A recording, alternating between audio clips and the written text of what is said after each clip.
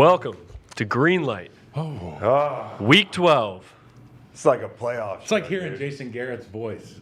Oh, It just gets me excited. When Reed says welcome, I just sweat a little bit. Jason Garrett, they call it on the studio, like, look at the two. You know that thing in studio? Maybe you can explain this to me. The two shot. Yeah, they're like, everybody on the two in 5 seconds. And I have no idea where the two is. I just look like...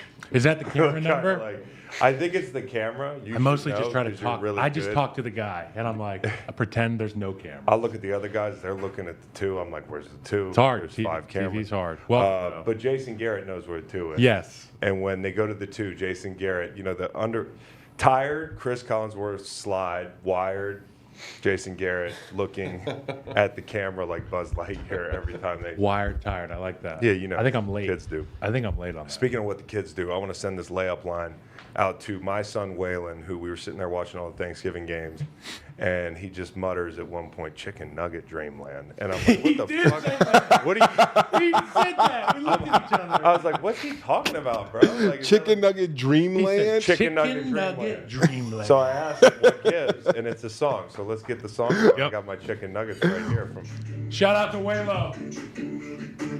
To Chicken Nugget Dreamland. Polynesian sauce. Support, pal. support small poultry. Oh! That was like that Amendola kick. The catch. Let's do it, Jake Elliott. Jake Elliott Yeah. in the ring. Can't miss. Yeah!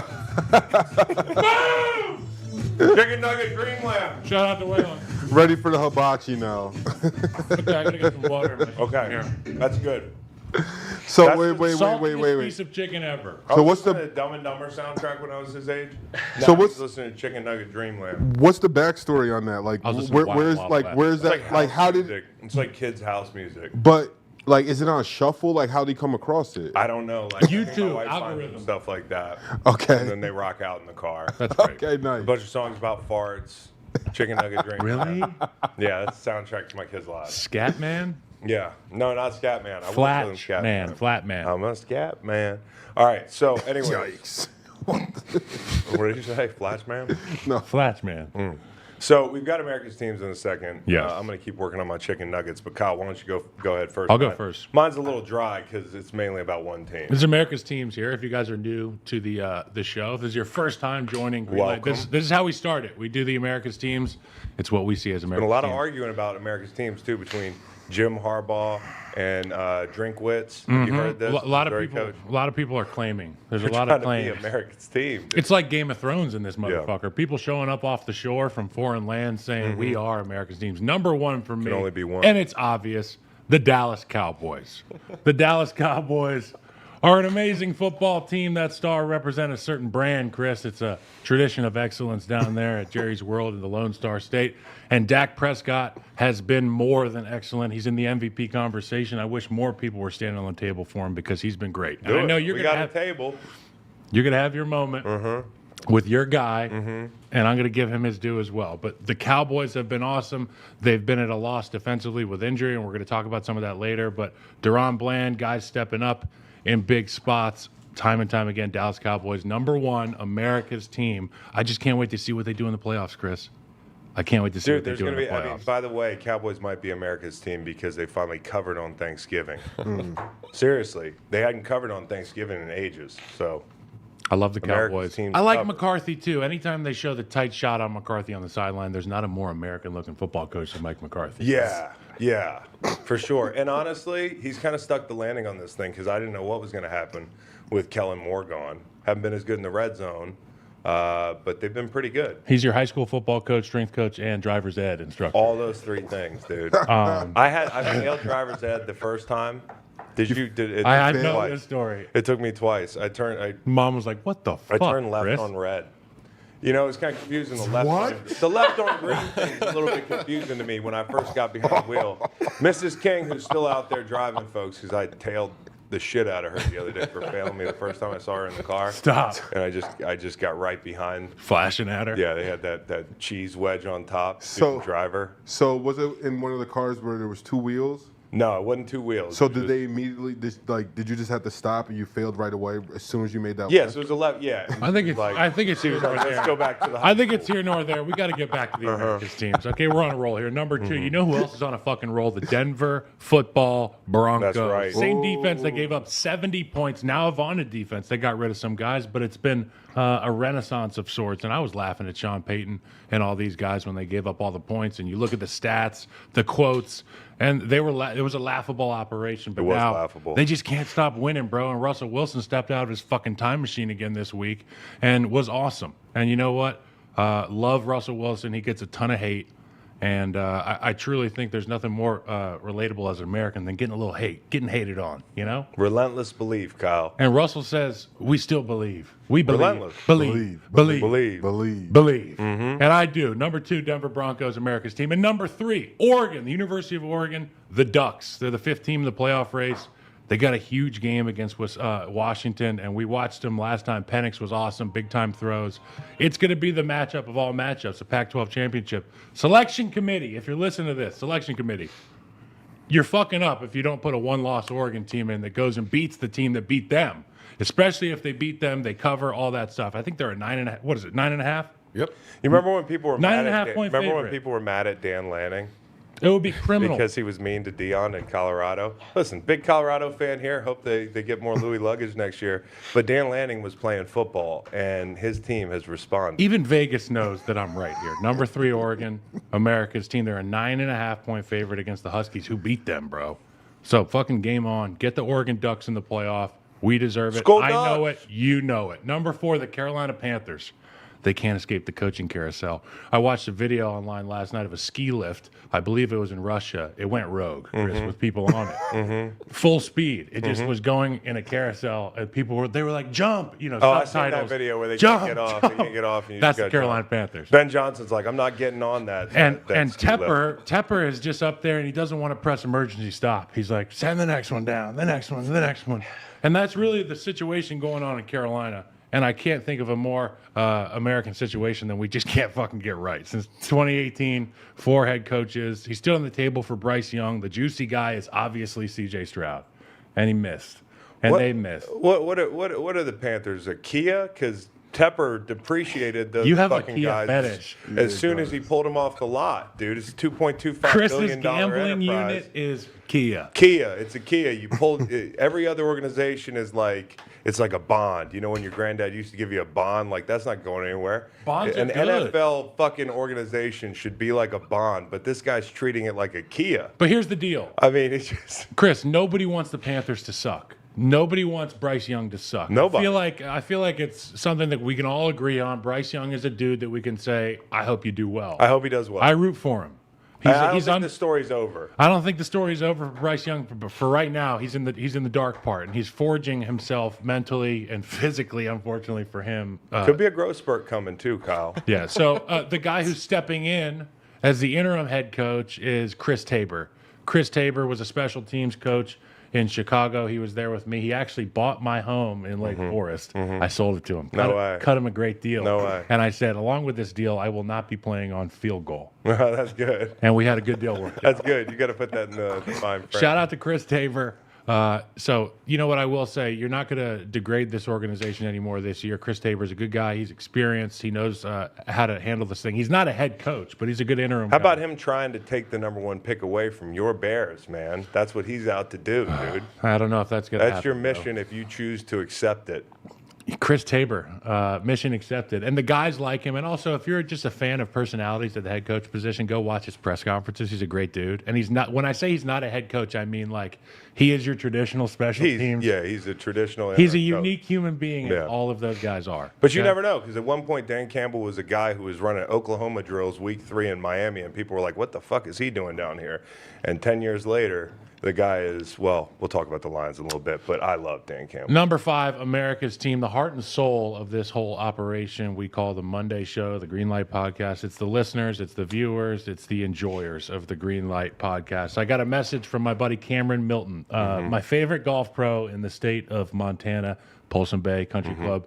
He wrote me a message saying, you know, I was listening to the Friday mailbag. And I'm working out, listening to the mailbag, getting ready to listen to the live show, and this show makes my day so much better. We appreciate you It guys. improved my Monday. So Cam Milton and all the green light enjoyers out there, whatever state you're in, whatever piece of land I'm glad you're this on. show's making somebody's fucking day.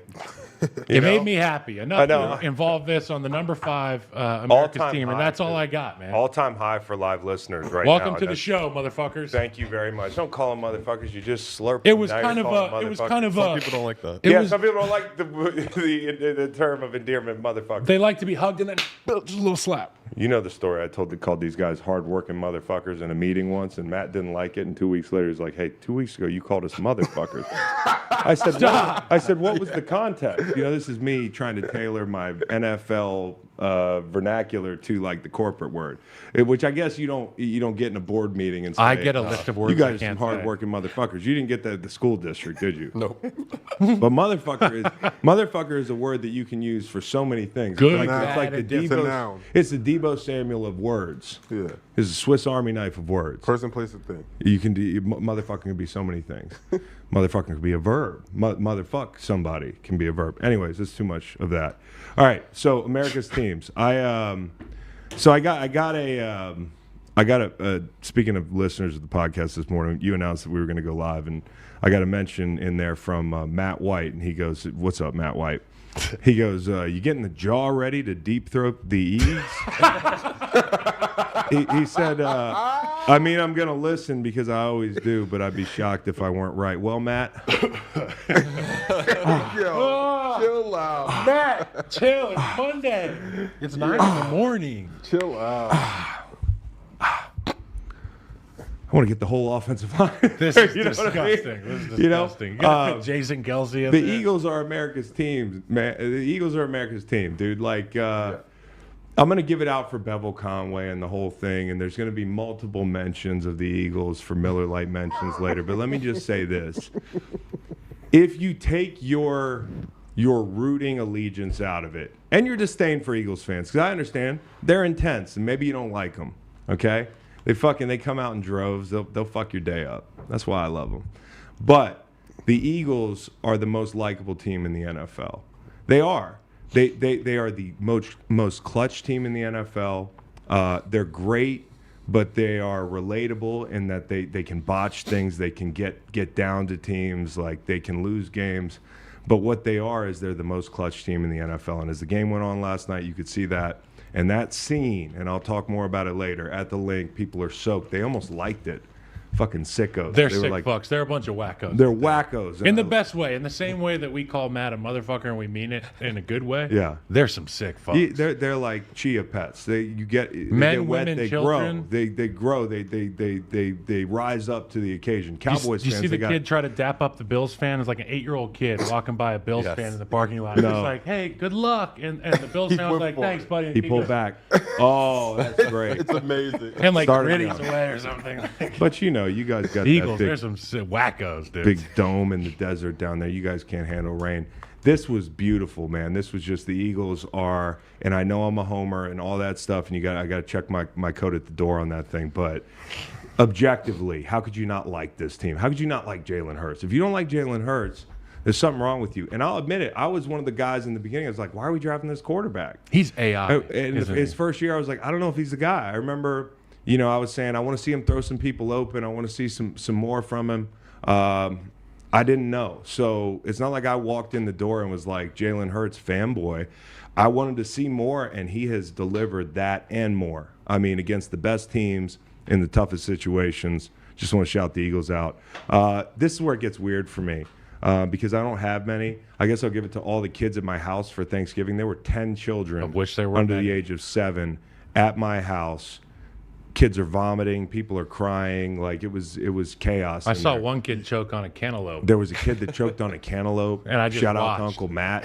There were so many fucking kids. Nobody knew that the kid was choking on a cantaloupe. Yeah. Like, that's where you got a problem, right? And then there were Sounds like- 3 adult hands in there. And I I'm just like, think that's about not the what you do. scene. Yeah, well, it Yeah, worked. yeah. You're Monday morning quarterback in here because you were on the couch. You didn't even pull No, him off. I was looking. I went like this. I was like, let the thing work itself out. So maybe America's team's the adults in my house that Have you Wrangler came that Thanksgiving. We also did a Turkey Day Bowl that there were 4 kids that cried at different times during the Turkey Bowl, including one kid. We had a 4-year-old. We're trying to get him some carries.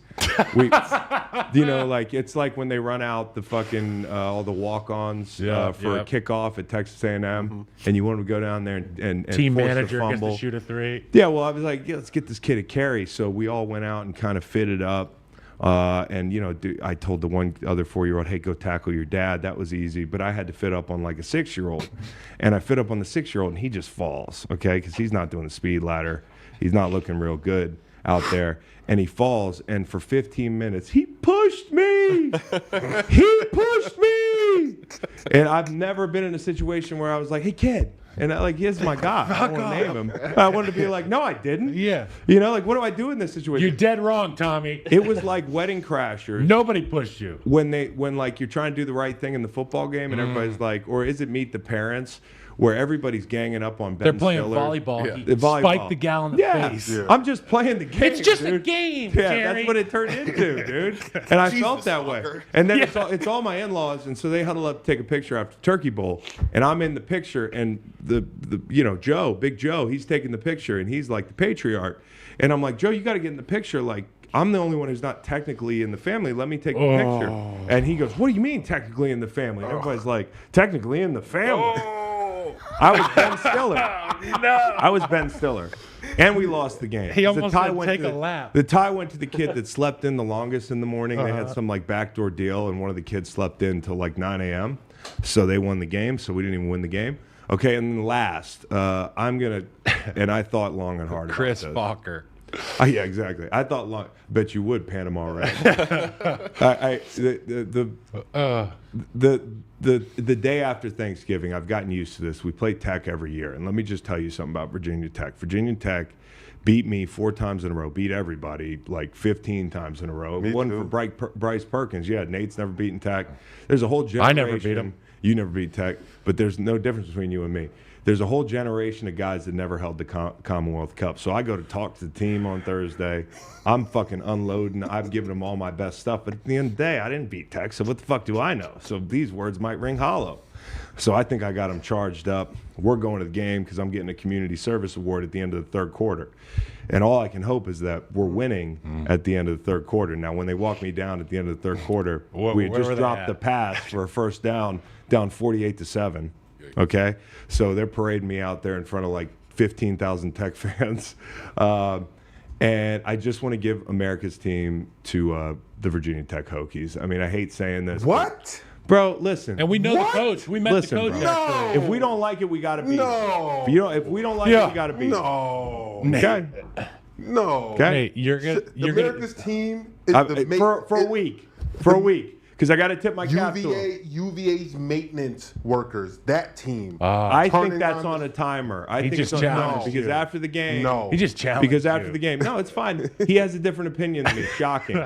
But here's how I feel. You want to be America's team. You want to be Virginia's team. You got to beat Tech. You want to be Virginia's team. You got to beat JMU. But we got to beat Tech one of these years. And until then, I'll tip my cap to you guys, and you get 30 seconds on this What show. about Liberty? Liberty too. But I will say this. Tech fans, you see them after the game. I was in Dirty Nelly's, met a few of them. They're fucking good people. Yeah, They're they cool are. people. They just I wear wanna different. hate They them just the wear whole different thing. shirts. If I want to hate Tech so bad, then let's go out and beat We them. actually have a lot of green light listeners Chris who, is actually wearing who maroon associate today. with Tech. So So anyway, Chris is wearing maroon. I'm wearing today. maroon today. I mean, that's not for you guys. It's just one of my only beanies. So Nate, all right, conspiracy. before we get into the NFL here, including the Frank Reich news, I want to get yeah. a message Oh, to our go ahead. sponsors. Yeah, your fucking lunch pails and all that stuff. Your No, hideous and then campus. One thing I can't I'll finish it with. shout out to our ex-teammate Fontel Mines. He's coaching over there. Whoa! At Tech? Yeah. Fontel.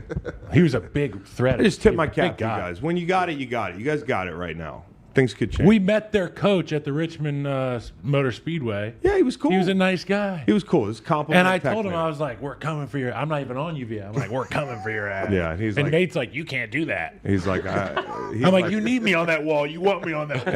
and then he hopped in like a pace car. It was like George Bush. Now watch this drive. He like hopped in the pace car and drove off. I was like, oh fuck, we're not gonna beat these guys. Okay, we got a quick ad read here. This podcast is brought to you by Cash App, the all-in-one app for spending, sending, and setting easy-to-track savings goals.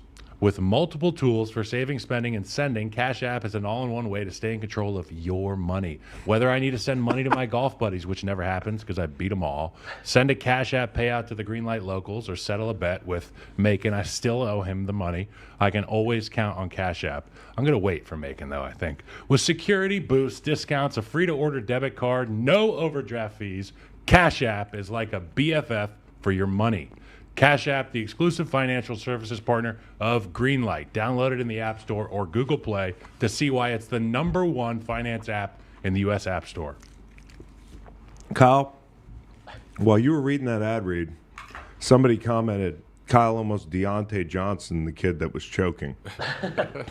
Because Deontay Johnson just walked off the field yesterday with a fumble loose on the ground. Well, then cut me, because that was bad ball I was watching. That was bad ball by you, though. I mean, you know. The fact that I just got called Deontay Johnson, that's it. I was doing the right thing. Don't you know that you're not supposed to put the fingers in the mouth? You're supposed No, to. you got to scoop. You can scoop. No, but and then not- worst case scenario, I'm ready for the trach. Well, then now Because I've Googled this I'm shit. definitely now seeing that there You know about the trach. this is a. Nate's all fucking... Is that the machine? No, not a machine. If somebody's choking bad Instagram enough, machine? and it gets down The to... Heimlich, or no? No, the Heimlich. If the Heimlich fails, this is like the Hail Mary. Oh, okay. Is you, but it's got a higher percentage than the Hail Mary. You got to create an airway right here. Yeah, I'll show you. Oh, the after trach. show. Yeah, they did it in Anaconda. Did they do an anaconda? I think they did the with a trach in Anaconda. Yeah. Well. To the guy on Twitter, I treated the Eagles like James Conn. And I got a Anaconda. message for the guy on Twitter. Eat it. All right. So, anyways, let's talk about Frank Reich, because this morning we wake up, he's fired. Yep. This is the third coach in 3 years that I think has been fired in the NFL in just a year. So the NFL, like, the patience level is at an all-time low.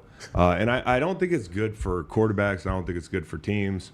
The owners. Now, the owners, this guy, David Tepper, who, of course, the report was that he walked out of the building saying fuck yesterday, which I guess is a bad sign. You see, in the last 5 years, including the Panthers, he also owns the soccer team. He's also fired 2 of their head coaches. So the past Didn't know 5 that.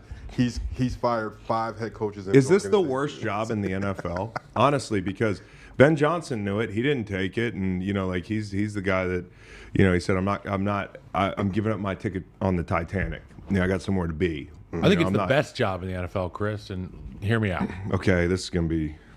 I mean, it's just dollars and cents. You get the job, you get fired, you You get paid, right? But that's what I was gonna say. You got to have your guarantees up in this situation, because you might You walk be in, you lasting go to the very long. Charlotte night race, you have a good time, you make how much? How many a year? I don't know what he's making. Cost of living is very cheap down there. But can tell you, like it's this pretty good. whole year, the play calling thing, him giving the play calling up, him ripping it back, like you hear about the draft, you hear Reich evidently doesn't want Bryce. He wants CJ Stroud. Oof. Which is, you never Hearsay. know where this information is coming from at this point. Like, maybe you call your buddy in the media 2 weeks into camp, and you're like, I'm going to need you to run with that rumor, or maybe you really wanted him. And in that case, I think Frank Reich was really fucked here, and he should have known that too, to take the job, know the owner, know how involved he's going to be, know where his head's at. The unknown's Bryce, though. I mean, we didn't know that Bryce wouldn't be able to elevate this poorly constructed football team. We didn't know that, Bryce Young. I mean, things wouldn't sync up. It just hasn't looked right the whole year. And they shuffled, like you said, they shuffled the play calling. Thomas Brown in, and then a week or two later, he's out. We're shuffling this thing around like a hot potato. Who's going to get fired first and why? Well, it's you bring in Miles Sanders, who I like Miles Sanders, but again, it's like all of a sudden football looks like a different sport for him. I mean, it's like running behind that Eagles offensive line is a different experience. People don't get that. It's different. And going down to Carolina, you see, hey, that free agent pickup kind of doesn't pan out. The offensive line's not great. They actually are worse than you'd think they'd be, And then Thielen, who's actually played pretty well for them, is a veteran addition. So he's kind of past his prime. So it's not like they did a lot. And he's been to set nailed. this guy up. He's been great. We said that it's the poorly constructed picks. A lot of great number one picks that are quarterbacks have struggled as rookies. So Yes. when I'm looking at that job compared to something like the Raiders, at least you have a quantity that could be great. You have an unknown quantity, but it's less unknown than the Raiders' job. But I still think it's the worst job. It's in just football. impatience on behalf of the owner, and that's really what makes it so bad. Charlotte's a great town. It's not one of those markets that you get swallowed up in as a coach. You're not going to be micromanaged by the media. You got fucking Charlotte's a great town. You got to like play or 3 coach beat in. reporters in there a day. It's not like playing in New York or any of that stuff. I almost texted Johnny Hecker this morning, hang in there. You're back on the Rams, like the OG Rams. Like in his career, Johnny Hecker was on. This is the type of teams that I was on early in my career. And, like seeing these guys go through it, I feel for a guy like Brian Burns, who's been really solid for them for a long time now, for 5-6 years. He's closing in on 50 sacks. Perennial STL Memorial. I was on a team with Blaine Gabbert. Were you? And it was the same thing. Like, Well, we know because we talked about it. Looking Your ahead girl for likes this Blaine season. Gabbert from the mailbag last week. Looking ahead for this season, I talked about Chris Tabor and the Carolina Panthers and my America's team. What I failed to mention or remind people of is that against the Bears a few weeks ago, this is who you're getting as a coach, by the way, during the interim. He's a guy that's like, fuck it. I mean, I'm playing with house money, right, in this situation. He put Eddie Pinheiro, former Bear, out there in a game-winning situation in which Eddie Pinheiro shook him off, and he was like, no. Give it a go. Really? Like, Well, how far back? I mean, he was out of his range. And even Eddie was like, nah, bro. And Eddie's like a soccer playing motherfucker. He's like, let me kick it. Yeah. So, Bryce Young, if you're going to Men in Black, pew, if you're going to flash everybody there, that's going to be part of your core moving forward, and you're going to forget about this season, why not say fuck it, take shots? I think that he's going to be in the ear of whoever's calling the plays saying, fuck it. Yeah. Yeah. So It could be some fun ball in Carolina. We got maybe some fakes or like a surprise. Dude, you're going to see awesome special Pull out teams the fakes. stops, That's a dude. great point. Chris Tabor's been waiting. He's been sitting on a stack of index cards, and he's just, he's just a shiesty old dude. Now I'm the guy calling the plays. As long as scheme David people up. Pepper's not got a I'm direct rooting line for you, down Chris to me. Tabor. You're a great dude, man. Yeah. All right, so when you talk about these games, we got to lead off with the Eagles game. And there's a lot of people in the chat that are waiting for me to talk about the Eagles game. I appreciate you, Eagles fans. Hang out for the show even when we're not talking about the Eagles, I hope. There was a video that went out last night of me reacting to pretty much everything that happened in this game, okay? And it went like relatively viral by my standards, and anything where I'm reacting to the Eagles generally does. And I get a lot of, hey, Chris, you only spent 2 years here. You've embraced it like, this is your team, the whole thing. And yeah, obviously, like it's a very special 2 years for me, and I love that organization. And part of my heart's always in it. But my wallet is usually in it too. And so I just wanted to make that clear. Like, I am pulling for the Eagles. Like, I'm rooting for everybody, is what you're saying. But when he hit that ball, that Alabama kind of throw from this weekend to Zacchaeus, our Virginia brother, that was the over. And, it also put the Eagles ahead, so we're happy. And then in overtime, this is wild. I had, a long odds 6-leg parlay. Hurts. You had tackles. I had tackles. I had three tackles. There were two props that I had to hit left when we get into overtime. Like, this is dead if they don't go to overtime. The best feeling ever. Extra free football. Free football, not for Caesars though. Free football for me. Okay, so anyways, I've been hitting these John Gannon shots, verticals, parlays, and it came down to the last tackle on that drive where Josh runs out of bounds and Slay puts a hand on him, so we get our tackle. And I'm like, okay, all I need is one DeAndre Swift carry. And it took all game for them to get him the ball. And I'm like, surely they're going to give him the ball. That drive went 8 plays before they gave him the fucking ball. And it was the second to last play of that game that he got the ball. So I walked away with a bunch of money in my pocket. I appreciate the Eagles. I want fans to know, yeah, but you're giving me too much credit. Like it's my wallet too. So I thought this was gutsy. When you talk about the Eagles, and I mentioned in America's teams, how many times are the Cowboys coming back from these kind of deficits? How many times have other teams that we talk about seen themselves in these situations? Mahomes in Kansas City, they've been in these situations. They were in one yesterday, but this is an upstart Bills team, and Josh is a bad matchup. I tweeted this in the first half for this defensive line because if your back end is your weakness, and you've got a good defensive line, he can negate that. And you saw that throughout the game. The Eagles lead the league in basically third and long conversions. That's been a problem for them, especially down the red zone. And they talked about that last night.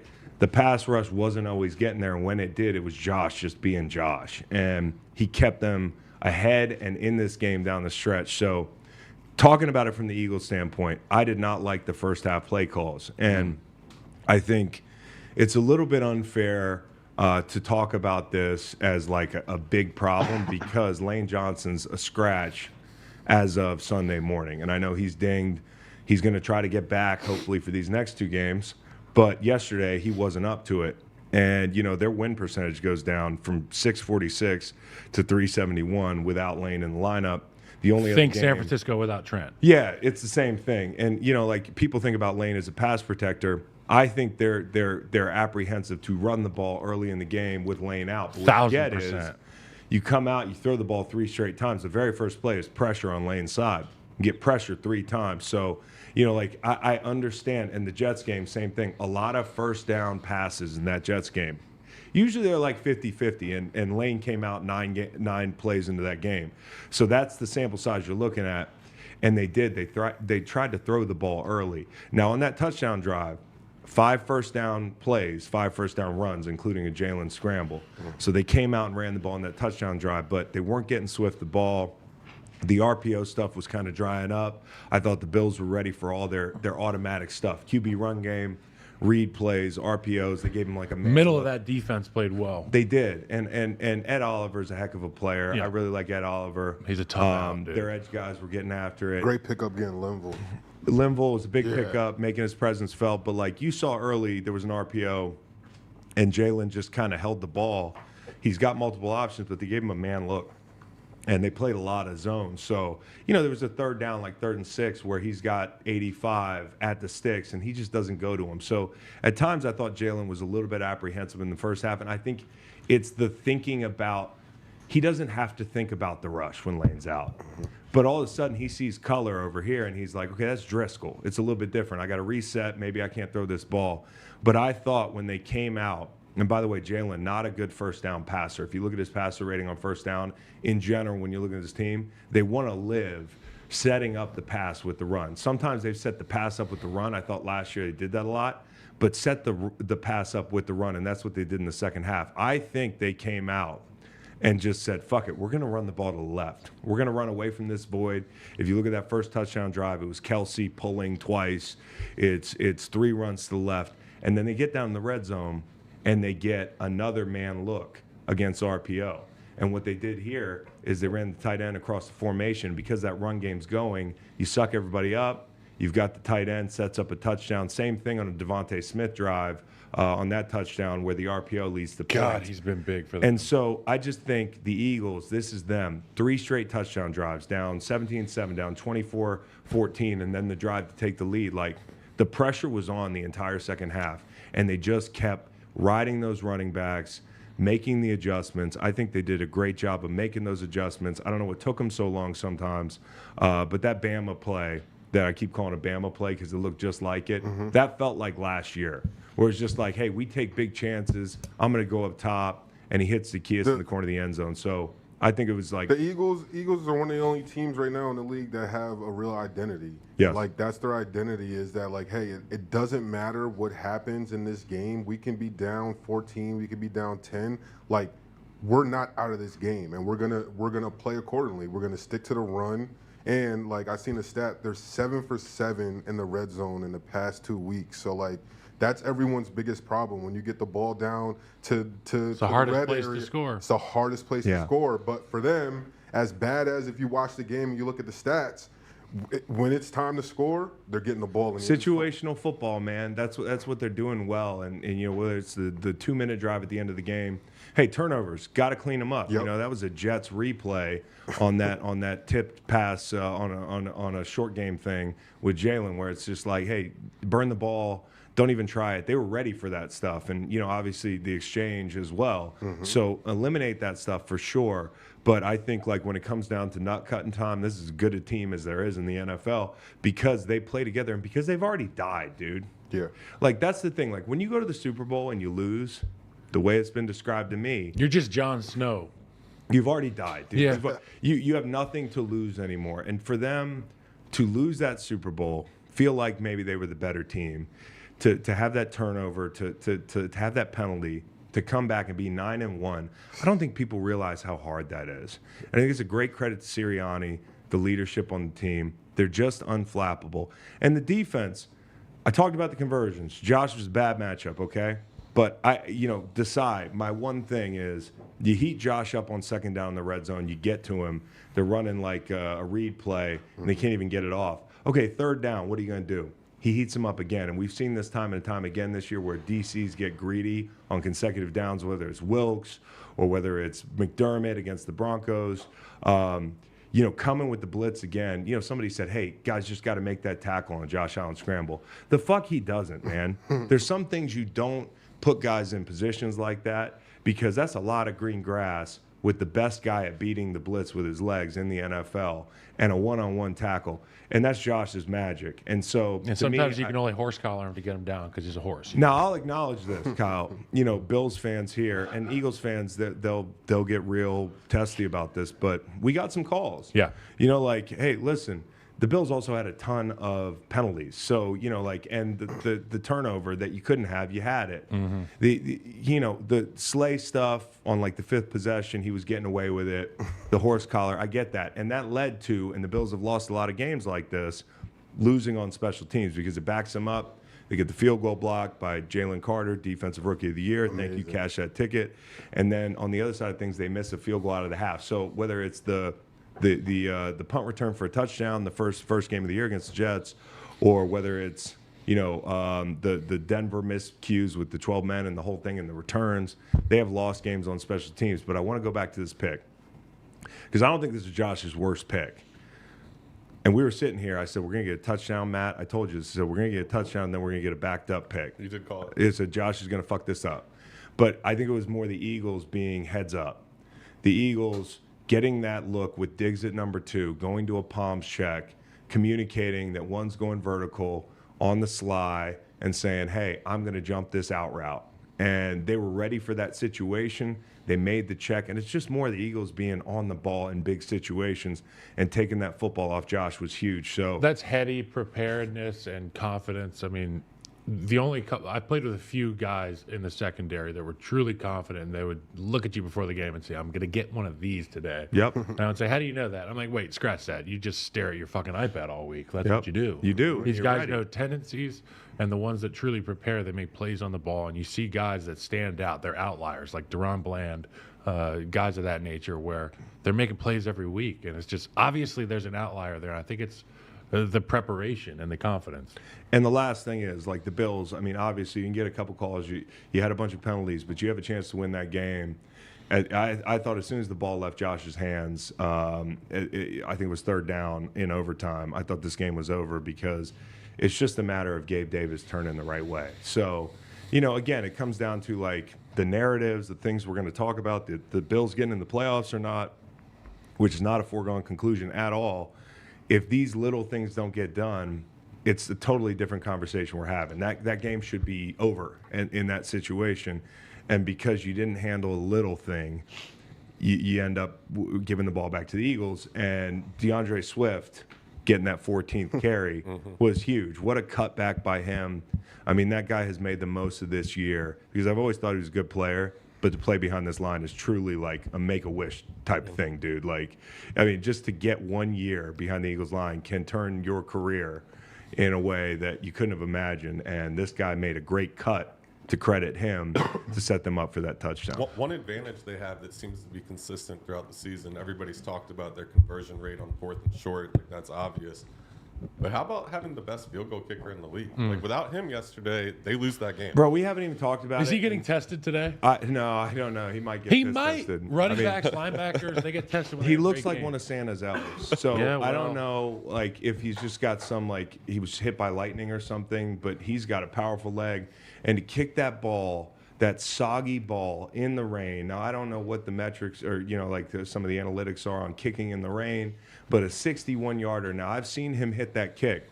Early in my career, I think it was maybe my first year there in 2017, we played the Giants in the heat, and we had to beat them on a 61-yard kick from Jake Elliott, and we could not believe that Doug trotted him out there to try to win that game, and he nailed it, and I just couldn't get it out of my head. I was on FaceTime with Waylon. He was ahead.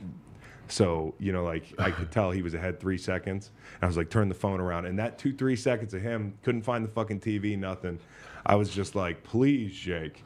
But to have that weapon, unbelievable. Jake Elliott deserves a lot of credit. I want to talk a little bit about Might be one of the greatest kicks in regular season for real NFL history. We played a game, you and me, off air, where we were like overrated, underrated. I think I did like Julian Edelman, the catch in the playoffs, overrated, underrated. This is going to be and underrated. Chris was like properly rated, like it was a good catch, and Odell. And then we're I'm going to do like, this Jake later Elliott, this week. field goal, underrated, in my opinion. It's going to be underrated.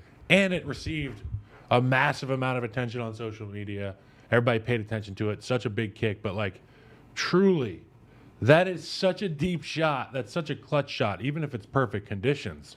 That situation, that kick is crazy. Unbelievable. With everything on the line, because what we're talking about is home field advantage, and we are talking about teams breathing down their neck. And the San Francisco 49ers are a fucking machine right now. And like the Eagles, it's like I talk about the Eagles, it's like Jalen Hurts. I'm not going to say he's the best quarterback in the league, but when it comes to crunch time, he's the most clutch quarterback in the league. I don't know if the Eagles are the best team in the league, but they're the most clutch team in the league. And when other teams lose 10 to 15% in these big situations, they stay consistent. And so I don't know how you would define best team in the league. I think San Francisco on paper could be that. Yeah. And I think this is a really tough matchup. I'm not going to get into how it plays out because it's early in the week. But like coming off a game where you played 92, 93 snaps defensively in the rain, physical, late game, right? 4 p.m. All the hours matter in getting your body back. You're going to play the Niners now. You're going to host them.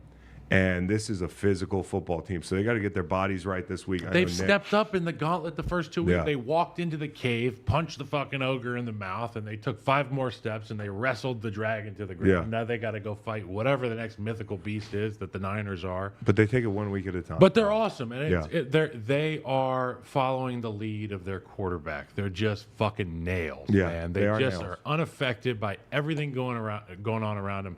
When I was on bad teams, Dad used to text me and say, I don't care if the sky's falling around you. You keep coming. Yeah.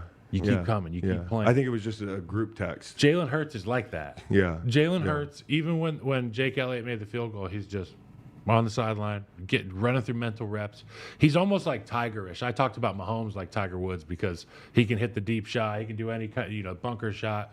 Well, Jalen mentally reminds me of Tiger Woods. He's just unaffected. He curves his brim. He gets into tunnel vision. And when it's time to go hit his shot, he fucking hits it. And like you said, the Bama ball, stuff like that matters. Yeah. He's a leader. The rest of the team knows they have that weapon, and they're confident. I want to that. talk about Buffalo, though. No, but what do you want to say about Buffalo? I want to say this. They got Joe Brady right. Joe Brady, you fucking do whatever you can to keep that guy in the building.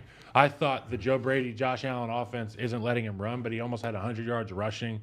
He's confident in that offense. I think that's one thing. The Gabe Davis option route, he's putting his guys in position to win. They just Cooks got they to had catch the that look ball. they wanted. If Cooks catch that ball, you want to talk about the penalties? Catch the ball. Yeah. Catch the ball. Be on the right side on the option route. But I love Josh Allen and Joe Brady. But look, I'm done. Let me tell you about this stat, Josh Allen. How do you feel about him being 0-6 all time in overtime? I think I don't it's a feel. I wild mean, like stat. think of the team. Hey, listen. Okay, unlucky stat. so I look at this. Okay, the last game they're in overtime.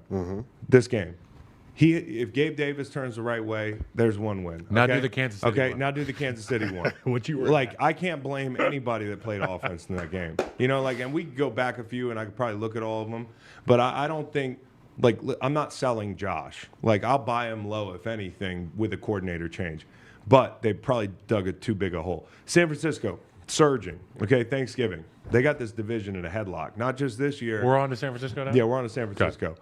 Not just this year, but like in general, they got this division in a headlock because Geno looks human at times, and he's not 100% either. He's not 100%, but I don't think this is a team that, like, in the next 3 years is going to win a Super Bowl with Geno as the quarterback. No. And that's a harsh reality, but that's where you are. And if you look up at San Francisco, you got this young guy. Their core is healthy.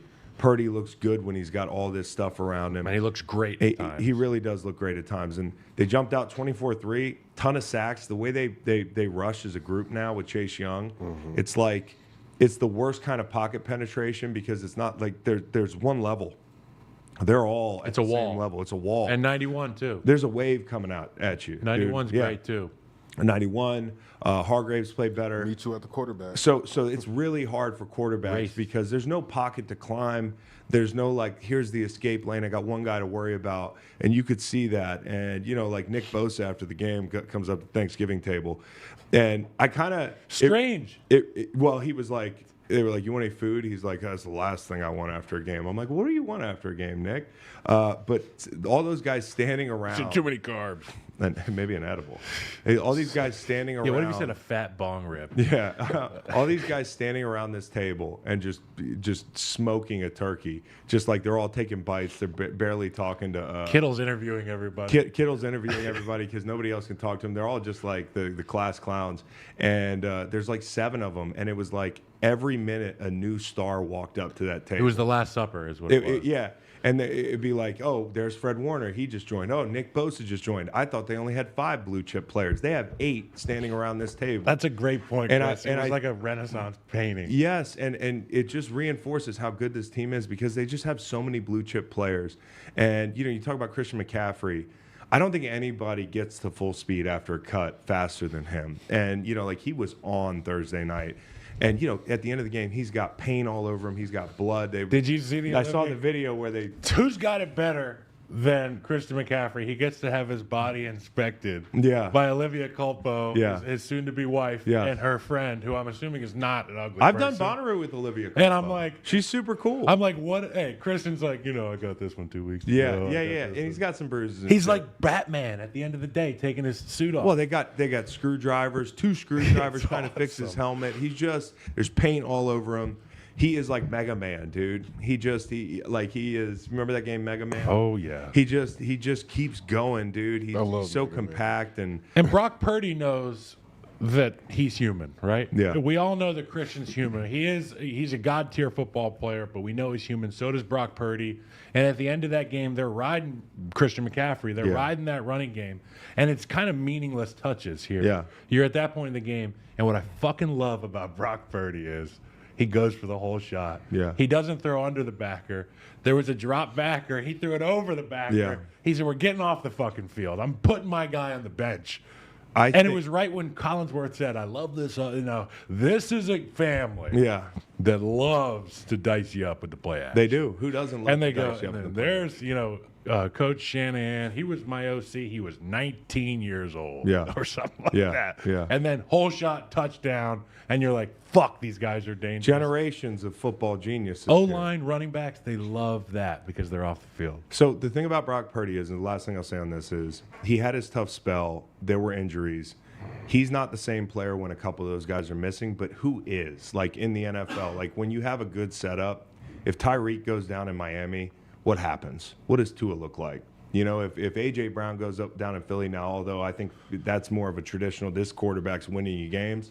But Brock is not just a game manager. I've said this, I don't care where you want to put him.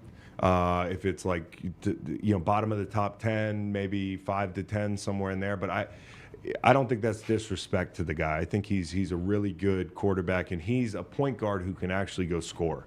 Like where some guys are just point guards, and you're like, they're running a great offense. There's a but with the San Francisco 49ers, and that guy can make plays off schedule. He's an artist a little bit more than the other guys. They infused his DNA with a little bit of spiciness, maybe from the Brett Favre tree, but more the acceptable Brett Favre tree. Yeah. There's no like Brett didn't give a fuck. There's no field house. He would they prioritized taking care of the football in San Francisco, and all the guys from the Washington and the San Francisco tree, they want to take care of the football. And, Sam Howell is Brett Favre. And Brock, he is. But Brock, at times, you can see it come out. Like he's like, and the ball comes out, and you're like, what the fuck? Like the throw last week across his body in the end zone to Ayuk after the game. He's like, I gotta stop doing that. Okay. So let's talk about Brett Favre here and Dallas and Howell. Howell showed me something, man. I know what the score looked like at the end of the game, the Deron Bland pick and everything, but like Howell showed me something. I thought they had a really good plan for these guys, and the quick game was working early. I think Eric Bieniemy is your next head coach. He's the guy. Yep. He's your guy, dude. Whether it's Hal or somebody else, this guy has taken this offense to heights that I didn't think they could go. statistically, and in some of these games where they're not supposed to be competitive. So I just wanted to shout him out, and I wanted to shout out Sam Howell because I thought he showed me something here. But the Dallas defense in the second half, just too much. Suffocating. Just every short yardage play, every fourth down, they dominated. And then, you know, I thought the Deron Bland, and I'm not a Cowboy hater necessarily. I'm like everybody else. Like I say this, I was They're only not with the your Eagles number for one 2 America's years. team. I'll tell you that much. I don't hate the Cowboys like Eagles fans do, but I'm just a, you know, like a run of the mill Cowboys, you know, hater. But you have to admit, it's cool seeing Deron Bland break that record on Thanksgiving. I mean, that and down to the call. Great interview, too. You know, the call was great. And then also, like, John Madden's up there smiling somewhere because they got in perimeter run early and were gashing these guys, and they highlighted Terrence Steele twice on one drive. You get a right tackle highlighted once, it's good, but when you get it twice, that's a boom. You know, that's a John Madden, you know, like, that's right up his alley. So I thought Tyler Smith. Tyler Smith. I texted a buddy of mine who's a coach in the NFL, actually in that division, former coach of mine. Yeah. And I said, "This Tyler Smith guy, is he on Mount Rushmore yet for current guards?" And he was like, "Once he gets his hands on you, you're dead. Number 2, it will be very soon yet." Yeah, he's that good, dude. He's that good. And I want to say this about Dallas. They hit the lotto in the last decade with guards. Yeah, they really have. Whoever's picking guards for them, give them a lifetime deal. Sign them up. But, you know, like, we often get on Dallas for beating up on bad teams. San Francisco did that too, because I don't think Seattle's very good. Like, Washington went to Seattle and almost beat them. So I want to give Dallas their props for this game because they pulled away in a division matchup where they're double-digit favorites. I don't love those spots for the favorites, especially on Thanksgiving. They haven't been great. This was really good from them. I got scarred on Thanksgiving. Yeah, I never got to play on Thanksgiving. This is my transition. Okay. Okay, good. Oh, explain. I think we're going to Green Bay, Detroit. Yeah, we're going to Green Bay, Detroit. That's Thanksgiving, right? Yeah, and I'm going to lead with. I tried my best. Yeah, it was good. It was tried good. hard It was good. It was. I was really good. That's on me. So that's on me. My bad. Okay, so the Lions, man. Like, I got on Inside the NFL last week, and I stood my ground on the Chiefs. Everybody on the set was like, we're panicking the whole thing. And so during that game, I'm thinking about these guys, like, you know, the Dumb and Dumber thing where he's on the toilet and you're seeing Lloyd Christmas and he's trying to figure out how to get the toilet to That's work. how I'm imagining Ryan Clark is while the Chiefs are up, because he can't wait to dunk on me. I got this week off. They're going to dunk on me when I'm not there. But they also were hot on the Lions, and I was the one that was like, hey, these turnovers, man. You know, Jared Goff. That's what worries me about this team. And the defense. There's plenty of things that worry me about the Lions. And so earlier this year, when people got mad at me because I said they're not contenders, I had a change of heart and was like, what could I, like, why even use the word contender? It's like, the problem is with the word. Like, of course, it's fake news. They can go win a Super Bowl, sure. We did it with Nick Foles, you know? But the big but is you got to have home field advantage. I watch Jared Goff off the spot when he's pressured against the Packers. Okay, that's a good rush unit. Rashawn Gary's a beast. You have a problem. It's not just the fact that you haven't the last month played good football, because people say, yeah, but the Chargers game. Chargers just got held to 10 points at home by the Ravens. That's what a real defense looks like on Sunday Night Football. You guys were in a Mike Leach Big 12 shootout, okay, and no defensive player made that big play that turned the tide in that game. So you didn't play a complete game, whether it's the Vegas game where you're bad in the red zone, you throw a bad pick, whether it's the Chicago game where they have 98% chance to win. You can't live this way. And then to play a division foe like Green Bay and get beat, like it's not a fluke. There weren't a bunch of fluky things that happened in this game. They just kicked your ass, okay? Early And your often. if your offensive line's not your strength, then who are you, okay? And they couldn't protect him. So if you're a Detroit fan, here's what you got in front of you. You got to play really well if you want home field advantage. Some things got to fall right. But they're the first game on Thanksgiving. You take a little break. All right, let's see where we'd have to go if we went to the playoffs. Okay, let's watch the Cowboys. They have motherfuckers that run down on punts who are defensive ends, okay? They have Micah Parsons. They have Tank Lawrence. They will kill you, okay? And then you get to San Francisco. You're like, well, settle in. Maybe San Francisco will look better. San Francisco, that's a tall task too, okay? You got to go there. You got to go to Dallas. You got to go to Philly. I don't like your chances. I'm going to squarely say that. Okay, so if you want any chance to make a run, You have to take care of business down the stretch, and that's something they haven't been doing in games they should win. And so I think on a this season level, I'm concerned about them. But on a macro level, for Jordan Love, and I think they were running a preseason offense the first half of the season, especially in the first half of these games. And I don't know if it was a thing where they're not confident in him, and one day they woke up and they said, "Oh, we've got to see what we got in They this pressed guy." the fuck it button. They said, "Fuck it." Throw it deep. And, it took a shot right off the bat. Jordan Love, I wrote this down after the game. I think I said, Jordan Love, everything you want in a West Coast system quarterback, can layer the field, can play the high-low game, has good, can make the tough arm angle throws. If he turns into a guy and you're the Detroit Lions, would you rather have Jared Goff or Jordan Love? This isn't an overreaction. You have to think long and hard about this, especially over the next 4 years. Because if this guy turns into a guy, I think Matt LaFleur is a good coach. This division is no longer like, oh, it looks like it's Detroit the next couple of years. It's kind of like on a smaller scale, Jacksonville thinking, oh, we're sitting pretty. Lovie Smith just fucked up their tankathon. Tennessee's losing their luster. I don't know who else is going to pop up in this division. And then boom, there's C.J. Stroud. Okay, well, it's a little bit slower of a burn, but if Jordan Love comes on, it's not your division the way it was 6 weeks ago. Unless stashing Hendon Hooker works out. Unless it works out. Now, it's your division this year if you don't fuck it up. But I think Jordan Love looking like he looked is a little twisting of the knife there on a macro stand. But the defense, not talent rich. You've had 9 sacks over your last 6 weeks, I think. 2 sacks the last 3 games. 4 hits on Love on 32 dropbacks. It's just not good. It's just not good. You're not going to be able to win games on defense. You're going to have to win shootouts. And I don't know if Jared Goff, I trust him outside doing that in the playoffs. And so the Goff turnovers is not just decisions. It's bad throws. You want to talk decisions?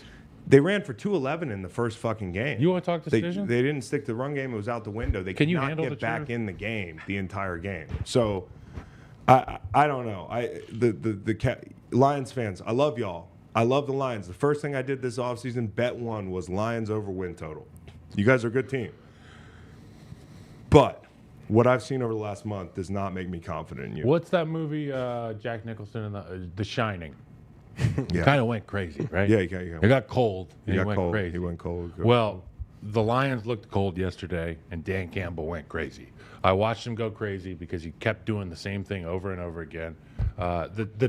I know it works sometimes, and you have to go against the Ask Madden methodology. I firmly agree in that. You got to go with your gut. But failing to convert the number of times they did, Chris, when they did it, how they did it, and where they did it, most importantly, to me was fucking insane. And I loved his candidness after the game at the presser saying, those are bad decisions. Yeah. That was on me. Yeah. Particularly the one. Yeah.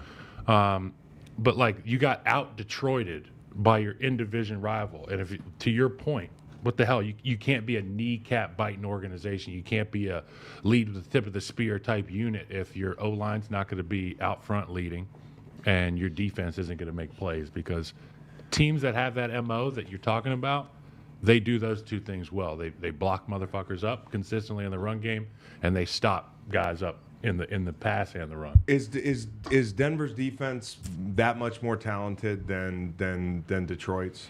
I don't know that they are. I mean, what they have outside is better corners. Okay, but you got Hutch, you got McNeil, you got Anzalone's made plays like Brian got dudes. Branch. You got some dudes, and I'm not saying either defense is full of blue chips. I think that's the problem. But Denver's forced 15 turnovers over the last month. Where are the big plays? Okay, I got on Ryan Russillo's pod earlier this week. They said, is Aiden Hutchinson, in that blue chip kind of tier? And I love Hutch, bro. Like, when I look at Hutch, I look at a better version of me. Okay, so like, I'm not down in Hutch, but what I am saying is he's not TJ, he's not Miles, he's not Max, he's not Nick, he's not Micah.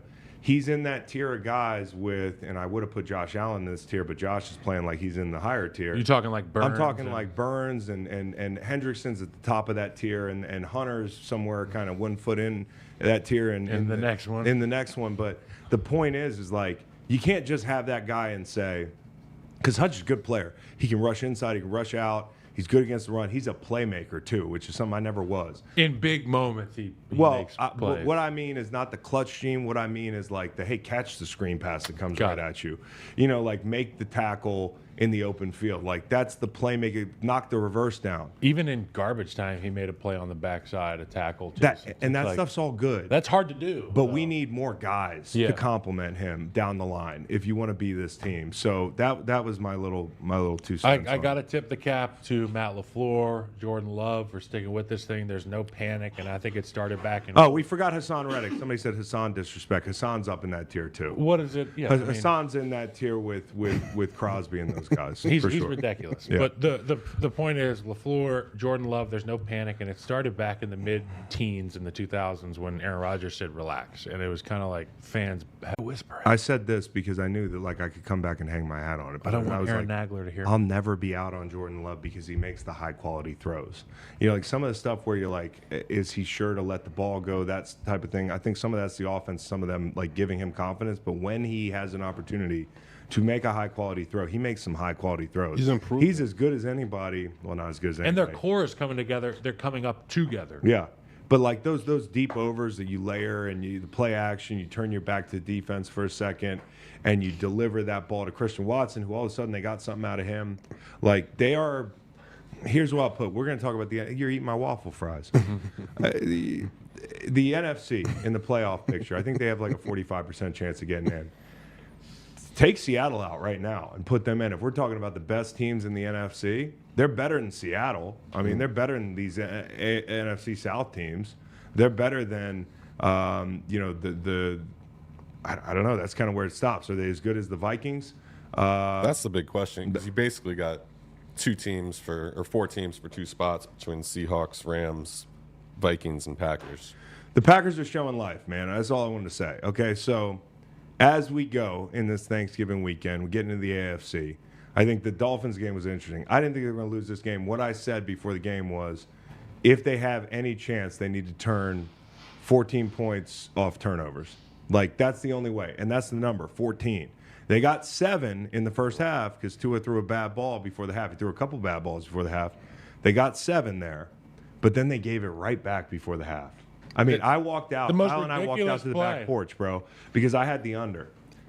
I walked out to the back porch. after Waylon pick ran 6. out. Yeah, so we're out there trying to have a left-handed cigarette under the Doing deck. the cousin walk. And we're Waylon, brothers. whose side team is the Dolphins, comes running out, and Kyle's got to stash his, you know, it's like, Oh, we have to stash our. yeah, we have to stash ours. Holy fuck. Well, I just said we were having a left-handed But then cigarette. you said what? Yeah, You had it in your hand. come out, guys. Did you not? He pointed Hold at on a me. second. Did you not have it in your hand when He you walked pointed out? at me and said he had it in his hand. Okay, answer the question. Did We you not gotta have it just plead the fifth in this Look situation. at that. Kyle's So- that guy. Get caught. Come No, out, he didn't. guys. He didn't. He come didn't. out, guys. But all Waylon wanted to say was, "Did you see that play?" And I'm like, "Yeah, I saw it too. He's not that Yeah, guy, he's Way." like, No. And then he's like, "Nah, did you see the next play?" And I'm like, "Oh, damn, what happened?" So you go in there and you see Sleepy Tim Boyle fucking throwing a Hail Mary and nobody can get Javon Holland down. Like that's the game right there because you brought yourself within inches of the Defensive thing. anytime touchdown. And I Tua was made so some nice happy. throws in the second half. I mean, there was either a slot fade or a wheel. I can't remember which one.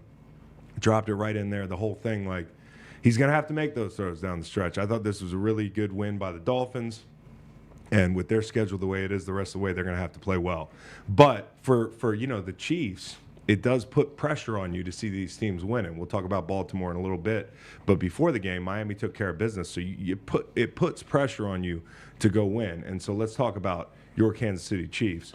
With the backdrop of what I said on Inside the NFL, my asshole was tight, especially because I had the Chiefs in like 3 big teasers. And I'm like, last week, as soon as they lost that game, I said, bet the Chiefs. You're sharp. I said, you got to bet the Chiefs right now. You And didn't seem nervous at 14-0, though. I really was. No, it's an evergreen tweet. The Chiefs are losing to the Raiders. The Chiefs suck. And then Patrick's like, hold my beer for a minute. Exactly. And maybe that's the best. I don't know, like for those of you who gamble, if you bet on a good team and they get down or they fuck something up, how confident are you inside? That might tell you who the best teams in the league are. You know, like it's a stupid way of putting it, but I got to tell you, my asshole was tight because of my take and everything. But in reality, I knew they were going to win the game. But Okay, Vegas still had them at favorites, even 14 under. no question. And Which is I want to crazy. tip my cap to your guy, the offensive coordinator in Vegas. Kyle. Yeah, Bo Hardigree. Bo Hardigree. Man, they came out and they had a great script, dude. Like, they knew when they were getting man. They had bunches. They had rub routes. The first play, they took Karlaftis for an 8-yard public transportation ride, dude. John. Yeah, George or John? No, they put him on the John. They put him on the Jaunt. Yeah, they put him on the Jaunt bus. The Jaunt. And they For took those him of you who don't know, we have a public transportation. So they called came out John. and they're like, we're going to get up on these linebackers because the Chiefs linebackers, Kyle, you like Tranquil. Tranquil's been big. No, I know. Well, He's been big for them this year in the hole that was Nick Bolton. I think just having a guy out there with experience is great, right? Yes. But Nick Bolton is a big deal, and you could see it like early in this game, in the run game. You saw it in the Denver game. They were jet sweeping to Jacobs. Jacobs in the slot. They run a jet sweep to him. They're doing a retrace motion with Jacoby Meyer leading through the A-gap in the run game. Renfro pick play for the touchdown, creates miscommunication. Like, they really had a great script. So I want to shout that guy out. And overall, I want to say this. They might have their offensive coordinator and their head coach next year in Vegas. And I think if you're the owner of that team and Mark Davis, you're scorned from letting Rich Bisaccia go. So if I had odds-on favorite to be the head coach next year, it should be Antonio Pierce. This guy has showed plenty, in my opinion, to give him a shot for a year. And the same thing with this coordinator. I love that. I think they've made good adjustments. They got out of I formation. They got rid of some of those New England traits that they had. What did kids say? Run it back. And they did a good job, man. But including the Jacobs touchdown, which I want to shout out Michael Mayer, bumping the 5 technique in the crease and then gets Thornhill, I think it was. And just, I mean, like, then they go. And these guys are selling out to play the run, and these guys just creased them. So you find yourself down 14-0. And I think the Chiefs, this sounds stupid, bear with me, this is the best thing that could have happened to them. I think going down 14-0 to the Raiders in a game where you're like, we're going to win this game. Okay, this isn't 14-0 to the Eagles. It's not 14-0 to, the Ravens. This is a team we should beat. Now let's go run our shit. Let's go fucking try to be explosive. Get Kelsey the ball. He almost had 100 yards. They went to Rashee Rice a bunch, which is something I was asking for last week. I mean, they had one drop. You talk about the second half. They came out in the second half and were really good. So some people could say, "Oh, it's just the Raiders." But had they lost the Raiders, it'd be a big deal. And the second half would be a big deal. But they came out in the second half and they ran their shit and they looked like them. Okay, so the drops. Hopefully that dries up. I thought this was the perfect situation. I said going into the game last week, fucking run your shit, throw the ball a bunch. Try to give yourself opportunities to shake this bad vibe because that's what you needed. And I thought going down 14-0 might have been what the doctor ordered. I thought the defense stood up in the second half. Snead on Adams was a big adjustment. Great job by the Chiefs. Love their defense. Their defense is great. Evergreen tweet. We say that every fucking week. But, I mean, Patrick is still Patrick. Travis is still Travis. People are writing these guys off. They don't suck. They're still the best combination doing it in the National Football League. My favorite sequence in the game, though, Chris, end of the second quarter. Justin Watson, scramble drill down there in the red area. He gets knocked over by the linebacker. Yeah. He shuffles over, gets open. Patrick finds him in the void. Immediately, Justin Watson gets up, talking shit to the linebacker in his face. Who's there to pull him out? 15. Patrick Mahomes. Leadership, bro. He's like, we can't afford any of this riffraff right now. First off, great job making a play. Second off, get the fuck back in the huddle. And then, giving Rashee Rice an opportunity, going to him time and time again. And he makes a big play there at the end. How many yards was it? Like 40 something? It was like 40, 30. Big explosive, though. That's what you're looking for. Give guys opportunities to make plays. Get the ball in their hands and let them make plays. He's the best guy outside of Kelsey with the ball in his hands. So you got to get him the ball. Well, Pacheco. Underneath. Pacheco's great. But, I mean, out there. Yeah, you can still throw it to Pacheco. You can throw it to Pacheco. The screen game's been really good this year. I wasn't sure. I looked at some of the numbers. They've been really good. So that's not something that left with Eric Bieniemy because the screen game's really good. Maybe it's something that, he took to Washington, but he didn't take it with him. He took what they know. I just think this was a big boy performance for them. And Patrick Mahomes last week, and I said this on Inside, before they cut me up and ganged up on me about this shit. But Those motherfuckers. yeah, those motherfuckers. We're in the production meeting. They're like, Chris, what do you think? Are you panicking about the Chiefs? I'm like, no. And everybody's like, okay. And, then we go out on the set. And they're like, I start going, I'm like, you know why they're going to be okay? Because Patrick Mahomes, at the podium after the game, putting that MVS drop on himself. Are you kidding me? And what I'm about to say is that's the leadership that's going to get them right. You can't. These guys do this shit, man. They do this year after year. So don't tell me that I'm supposed to be panicking about the Chiefs when they know this is crunch time and they're going to figure some things out. Are they as good as they used to be? No. Are they as explosive as they used to be? Probably not. They're a different team. Are they down? Maybe. But so is the field in the AFC. And I think if you're the Chiefs, you got to feel good about, like, if you can wrap this home field advantage up, you feel good about all your matchups. So, anyways, talking about the Chiefs. they're just experienced. They don't experienced. blink. And like you said, they needed that go down and come back. Yeah. They needed that. Yep. This team needed it. Not the Chiefs in general. Pat's been there, but this roster. This particular team. This roster. You're damn right, Kyle. And then the Jags, who keep winning, okay, got their over-win total a week ago. This was a big Buddy, it one. was close. It was close. But I want to shout out their defense, man. Doug had these guys ready to play. And, off the rip, when you played them at home, Houston scripted the fuck out of you, man. It was like from the outset, and with no run game, these guys were tearing you apart. And the offense had problems and that sort of thing. We'll talk about that. They got it fixed. But giving them the breathing room out of the gate, 3 punts, big deal for the Jacksonville defense. You're talking about great effort throughout the game. There was that near goal line stand in the second half on that Stroud touchdown. The first 2 plays, including the touchdown, looked like people were playing for their lives. Like, this is a rivalry, man. This is a division rivalry that has popped up. Yeah. And it is after Thanksgiving now, and these two teams are playing for their playoff lives in the same division. And it's not just who's getting in the playoffs this year. You don't want to be Jacksonville losing twice to this rookie quarterback saying, fuck, no matter what we do this year, this guy's always here. And you thought you had the generational guy. You thought you had the generational guy. Well, look who's got the generational guy now. So they got the generational guy. And, I thought the defense was great. And people didn't like that end of half call from Doug, at the goal line. Better play. They'd like a better play call. But I think in the second half, the Jags kind of outcoached these guys. I think the Jags there were a couple key moments where whether it's, Ryan's using a timeout due to a 12th man on special teams and not being able to have that one later, or, midfield, end of third, they decided to heat up Stroud. That was a really good decision. They didn't really have a great hot option.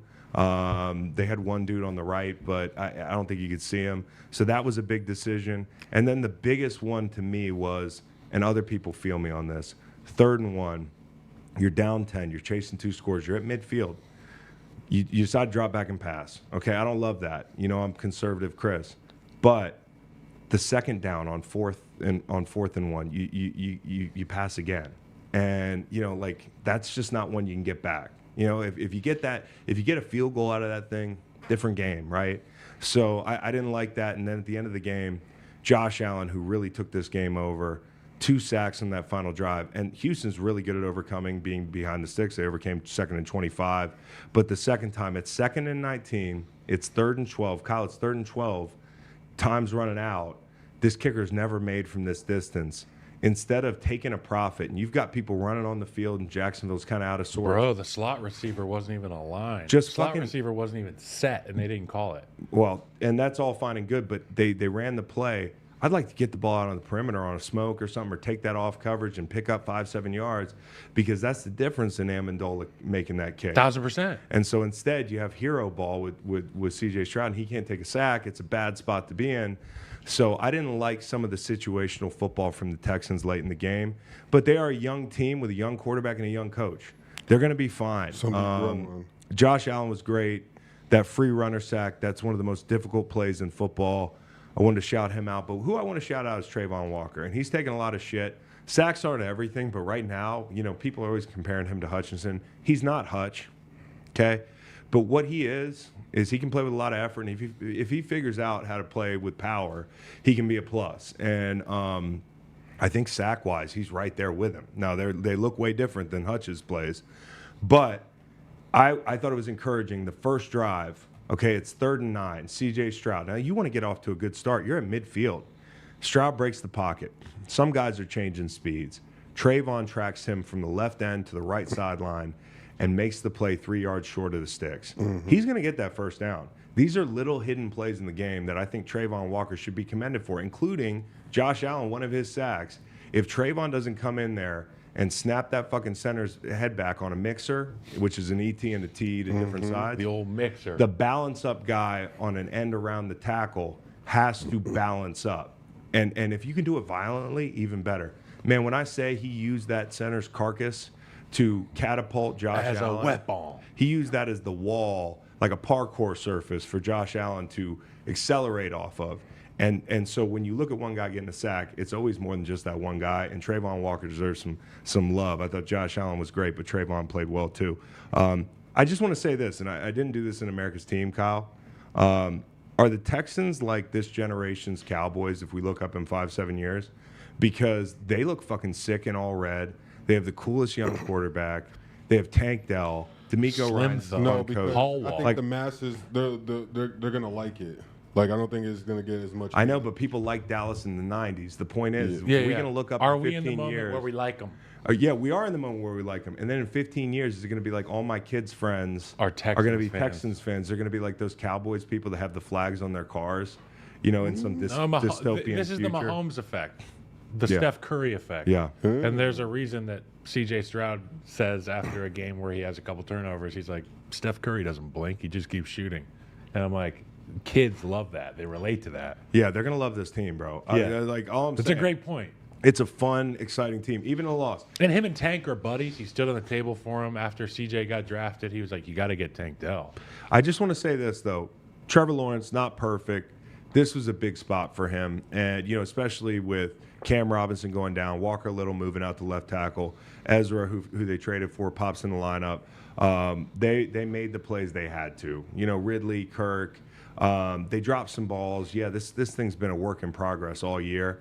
But I thought in a divisional game, for the offense to jump out like that, that was the key on the road to get a lead like that.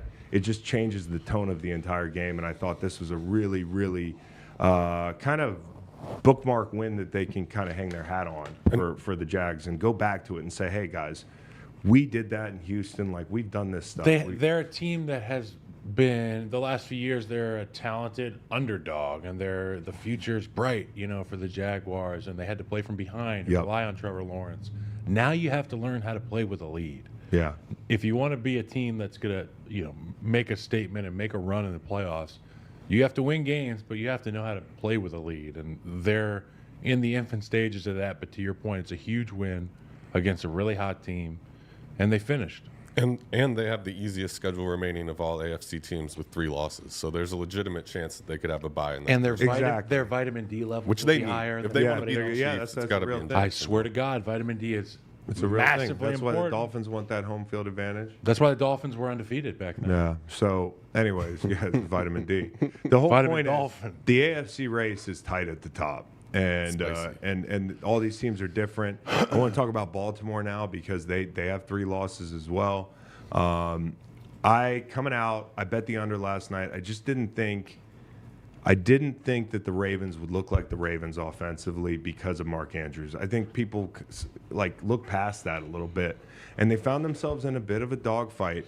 And I just say this: I think Todd Monken deserves a lot of credit because to steer Guys this were ship, open. guys were open. They changed their offense. Okay, this looks more like a college offense. Okay, where it's like, hey, we just win the numbers game over here. If it's not there, we do this. It's in the run game. It's Keaton Mitchell, who they featured a lot more. I think that's an intentional departure from that kind of football team. They look like they can do this too, which is let's spread guys out. Isaiah Likely is not going to be a point blocker. Point of attack. Point of attack blocker. He's not going to be the guy that's you can split him out more. I know Mark will split out sometimes, but Isaiah Likely on the quick stuff with 10 yards head start, like he's an athlete, man. And We call those the door guys, by the way. The door guys? Line. Really? Yeah. Who's going to kick that door? Who's going to be the first motherfucker through that And it door? could- and it it's not Isaiah Likely. it's not the point. Isaiah Likely. He's the guy out there where you're going to split them out, do some creative stuff with them. But overall, I thought that the team speed showed a little more last night. And that's kind of, if you want to see what they're going to look like the rest of the year, and maybe it's a game plan thing, but I think it's like, hey,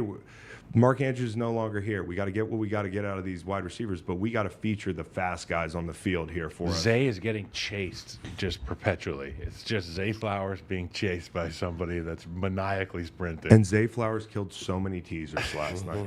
I mean, I didn't care because I had one, like I tried to hit it 3 ways. I had Ravens and the under teaser. I had Chargers, and I was trying to thread the needle. I had the under, Chargers, and the Bears teaser. But, of course, that goes up in smoke because Zay Flowers decides he wants to do a fucking touchdown celebration at the end of the game. They beat him by 10, blew a bunch of teasers. So I had Ravens -3.5, so I felt good about that. That was good for you. Yeah. That was good for a lot of people because I guess they had the hook on that thing. A lot of people had the hook. So that was huge. And for the Chargers, they're probably dead now. I mean, I've seen enough. You know, like they played better defensively, the whole thing, but a bunch of turnovers. Your best players turning the ball over, the fumbles. I feel bad for Justin because outside of Keenan Allen, there's really nobody. It'd be like if Michael Jordan was playing with Scotty Burrell and like Dickie Simpkins after Rodman and Pippen go down with injuries. To put it into language that Brandon Staley could understand. That's what's going on right now. It's like, yeah, you want to look like the 95 Bulls, but not like this. So there's nobody to throw to. The defense. I was on Twitter last night. I think it's probably too little Somebody too late said, for this team. "Get this bald guy off my team." And I was so angry because they were making fun of Austin Eckler. Like, Oh, they were God. And I was like, first off, this is baldness. Yeah. Like, I was so fucking pissed at this account. I almost went in at him. And we love Austin Eckler. We love He's Austin a great, Eckler. We stand Austin Eckler. Yeah. All-around football player. But when things are Gentleman. bad, everybody, whether it's Keenan Allen, Don't dropping take the it out ball, on the bald thing. whether it's a fumble, whether it's Austin Eckler fumbling twice in 2 weeks, Yeah. whether, you know, like it's another touchdown drive at the end of the game where they need it and they can't get it.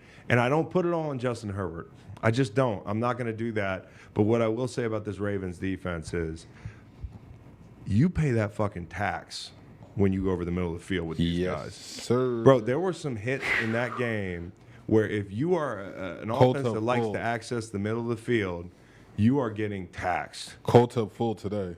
Buddy, that defense is physical. And you know what they have? I'm talking about Detroit, because I don't think they have like a load of great rushers. You know?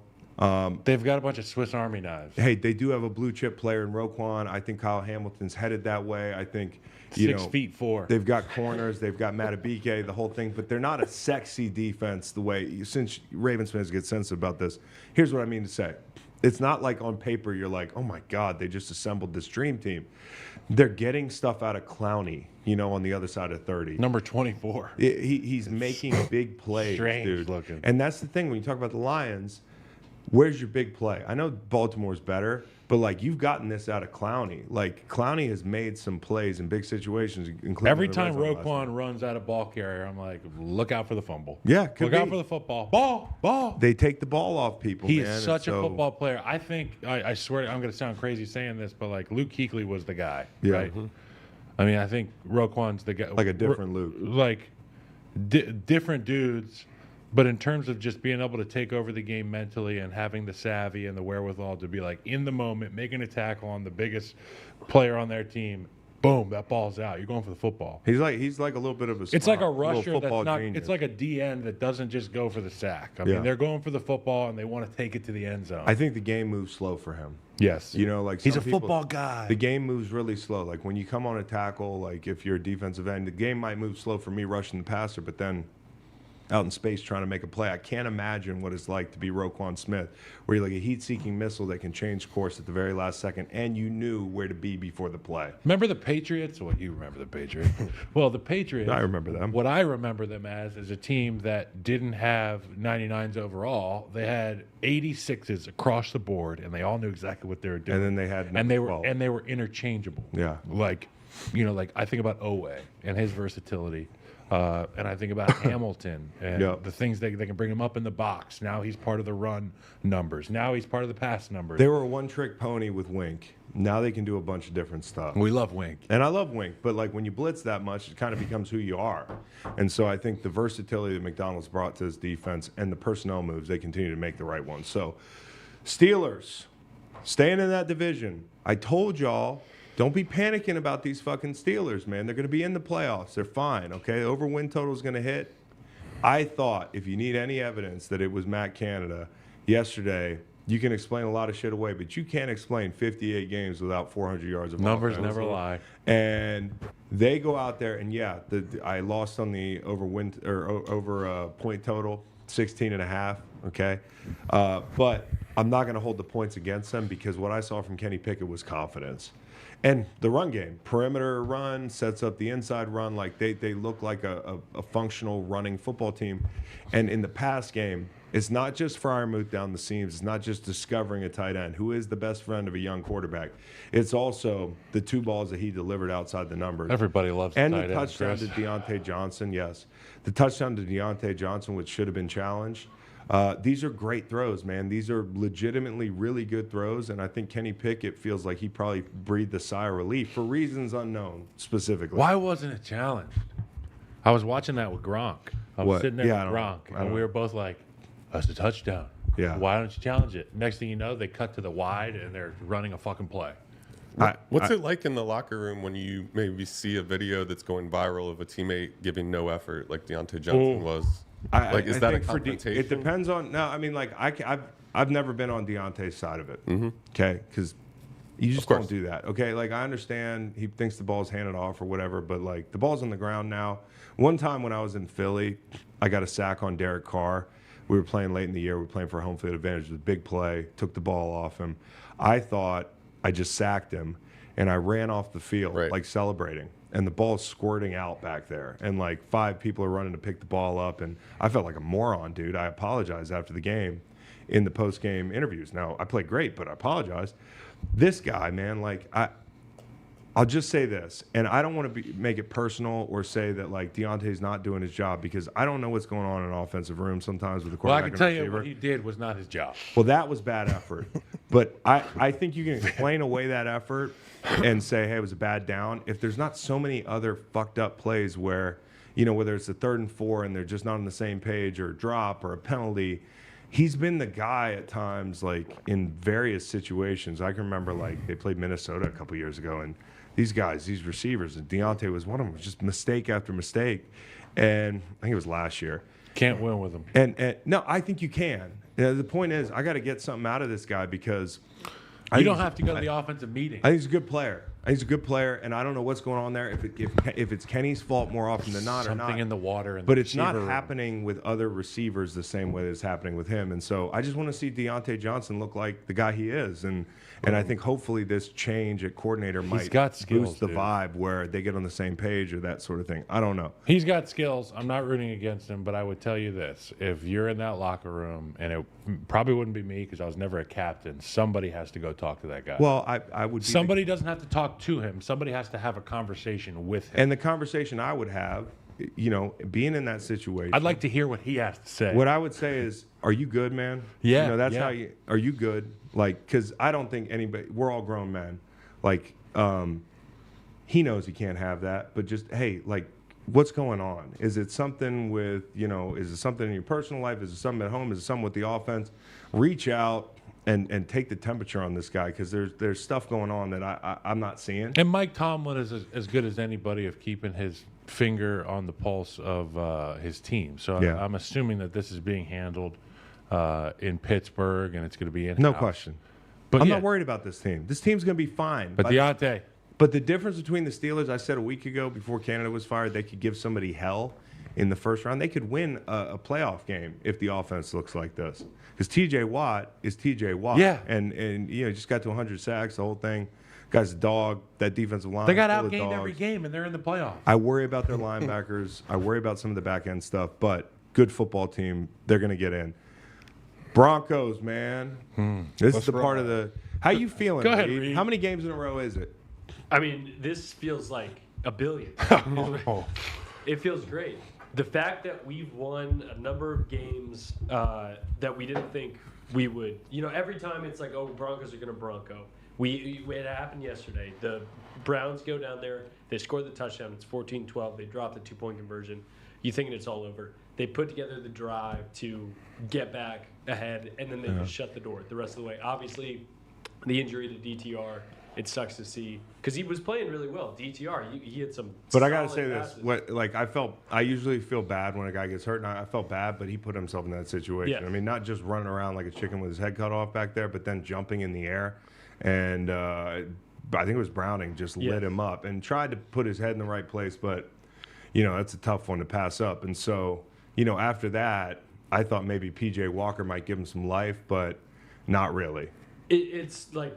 PJ's done great in a lot of spots, but he's not the come from behind kind of guy. He can go even with teams. He can go and get you a game-winning field goal. And that's their team. That's their team. That's their team. And the minute they fell back, and I think their plan is don't get knocked out. Yeah. If we just stay in this fight, you never know. But 170 yards rushing for the Broncos, that's not a misprint. And we talked about this. Ball. And now you might be down Myles Garrett. We talked about this Cleveland defense, they were a World historic defense. Yep. This is the problem I have with this defense. They're too up and down. 1 week you go out there with your back's against the wall, and you beat Pittsburgh in a spot where a lot of people didn't think you're going to win that game, and then you go to play the Broncos, and I think most people coming in this game were like, the Broncos are the hot team, but Cleveland's better. They're going to figure this thing out. Yep. They did not. And to give up that many yards rushing, the 3 takeaways for Denver, 15 over the last month, as I mentioned, 20 or fewer points the last 6 games. I think Vance checked his ego at the door or was told, you have to, and said, hey, we're not going to be as aggressive, make some switches with the roster. And I think it's worked out for them. This is an example of a team with a new coach that on paper you said, hey, they're a 7-win team, they're an 8-win team. But on the field, it wasn't showing. And I think what's happened is this is good coaching. This is Sean Payton being Sean Payton. So when he laughed at Nathaniel Hackett in the offseason and everybody was like, ha, Sean Payton, eggs on your face. After the Jets game. And what's going on in New York? Yeah. I have Rodgers. I'm making eggs Benedict, motherfucker. But Sean Payton, he's like, how do you want it? Do you want it sunny side up? You want Ramsey style? You want Gordon Ramsay style, the whole thing. He has morphed this team into what he wants them to be, and I think the Kansas City game was a real turning point where they were like, guys, we can win games. The fact we pounding won the that rock and not after losing, being blown out of every Kansas City game felt like the millennium that gave the whole team confidence in Sean Payton doing what he is able to do. What they're doing is dragging people into the deep water. Yes. Okay, they're Dan gambling. Detroit wants to drag people in deep water. They're in the shallow water right now. Defense isn't scary. No, they're taking them to the mountains. No oxygen. Denver's Same thing as the ocean. So they're Dan Campbell's version of, let's take you up to on top of the Eagles. The Ravens. Yeah, dude. So, it's they're doing what Robert Saleh wanted to do. That's what it was. Yeah. Not the Eagles. It was Saleh talking about. They wanted to take them up to high altitude. They can't play these kinds of games, and I think Denver is a tough out, man. And so I don't know what the Browns are doing. 7 yards a pop for Ford in the first half. Kind of went away from it, and then DTR gets hurt. They run a reverse, fumble the ball. Camus in the chat. Shout out to Camus in the chat. Everybody in the chat here. We love the chat. If Broncos legit make a playoff run, Russ comeback player of the year, or is everyone still on Hamlin? No, I think Russ could enter that conversation for sure. Because last year it was like he was a meme, dude. And DeMar, you've earned being in this conversation. No question. But Russ is playing. There's a guy on our YouTube, and he'll comment again today. He's commented 7 times, and they're all just kind of politically charged things. He hates anything I've said in the past, but the Hamlin thing really got him, because the point I made about the Hamlin thing is the guy almost died on the field. That's enough to be in the conversation for comeback player of the year. These are 3 NFL players telling you that. But because you're mad because it wasn't the vaccine, and it turned out to be he just got hit really hard, square in the heart. And he's not a clone. He's not a clone. Yeah, you were one of the guys that were like, he's a clone up at the NFL honors. If they had 13 men on the field, it'd be like. That's how bad this crowd has been. I thought for 12 hours after that game that DeMar Hamlin fucked the game up by being 12th man on the field. He wasn't even on the field. Yeah. It's just fake news. So, anyways, I just want to shout that guy out. You can comment all you want, buddy. DeMar Hamlin's still one of the leaders for comeback player of the year, according to Las Vegas. If you know more than Las Vegas, buddy, you know who you are. I don't know who you are, but you know who you are. I love Sean Payton. Yeah. I love the Broncos. I love Reed. I'll never comment back. I love Love those you. uniforms, and they're really the only. I love Justin Herbert in the AFC West, but they're the only team I like outside of the Chiefs. In the I mean, AFC I West. love Cortland Sutton in the red zone. And- Just popping up So balls. he's been awesome. Yeah. I mean, he's great, and I think the way that Russell handled the offseason and getting his body in tune to be able to go on this long haul, and the way he's been convincing us of we're believing. Yeah. I mean, it's sometimes you just got to believe, and Stretching things on do the happen. Relentless belief. You got to stretch on the airplane. You got to stretch on the airplane. High knees.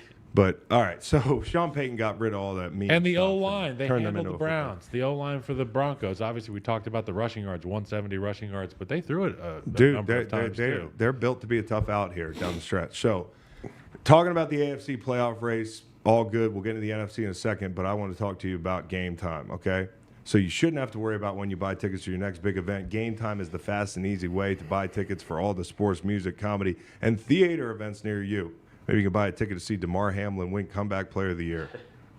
With killer last-minute deals, all-in prices, views from your seat, and their best price guarantee, Game Time takes the guesswork out of buying tickets. It's the place to find last-minute seats, and the Game Time guarantee means you'll always get the best price. If you find tickets in the same section and row for less, Game Time will credit you 110% of the difference. Download the Game Time app, create an account, and use code GREENLIGHT for $20 off your first purchase. Terms apply. Again, create an account and redeem code GREENLIGHT for $20 off. Download Game Time today. Last minute tickets, lowest price guaranteed.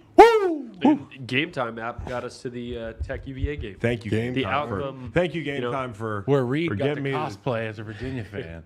They were like, "Your honor an is at the end of imposter the third quarter." among Chris. us. So bad, I walked down at halftime thinking it was halftime. They turned me around and said, "Nah, you got to go back up to this." You got to wait 15 more minutes. Okay, so NFC Wildcard. I think the first question is who wants to win the South, man? And I don't think it's the Saints because, yesterday was a microcosm of these two team seasons where, hey, I'll own it. I didn't think Taylor Heineke looked real good when he came in. So I wasn't the spark. I was campaigning for Taylor Heineke over Desmond Ritter, and one of the arguments we were having 6 weeks ago is whether or not Ritter's a franchise quarterback. I don't know the answer to that. But what I do know is the franchise quarterback for the Saints threw the picks at the worst time. I mean, his pick in the red zone, that's a killer. The fumble in the red zone by Taysom Hill, that's a killer. Ritter had some bad balls, but they were able to survive those. And he made a really nice throw to Bijan when he ran into the tunnel late in the game. So props to him for coming back out and fighting.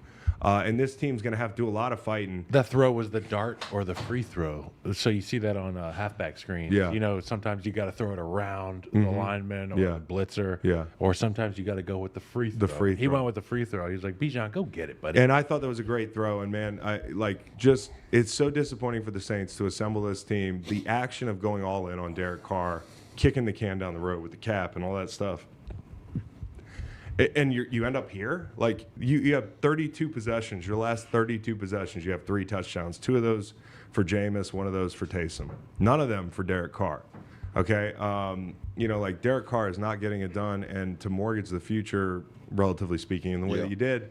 And to have this team in a division where it's like there for the taking. You win 9 games, you win this division. It's the Great Lakes region of the Little League World Series, Chris. We know that whoever wins this has to play the Japanese team, and they're not going to Is that what happened to the Great Lakes? Yeah.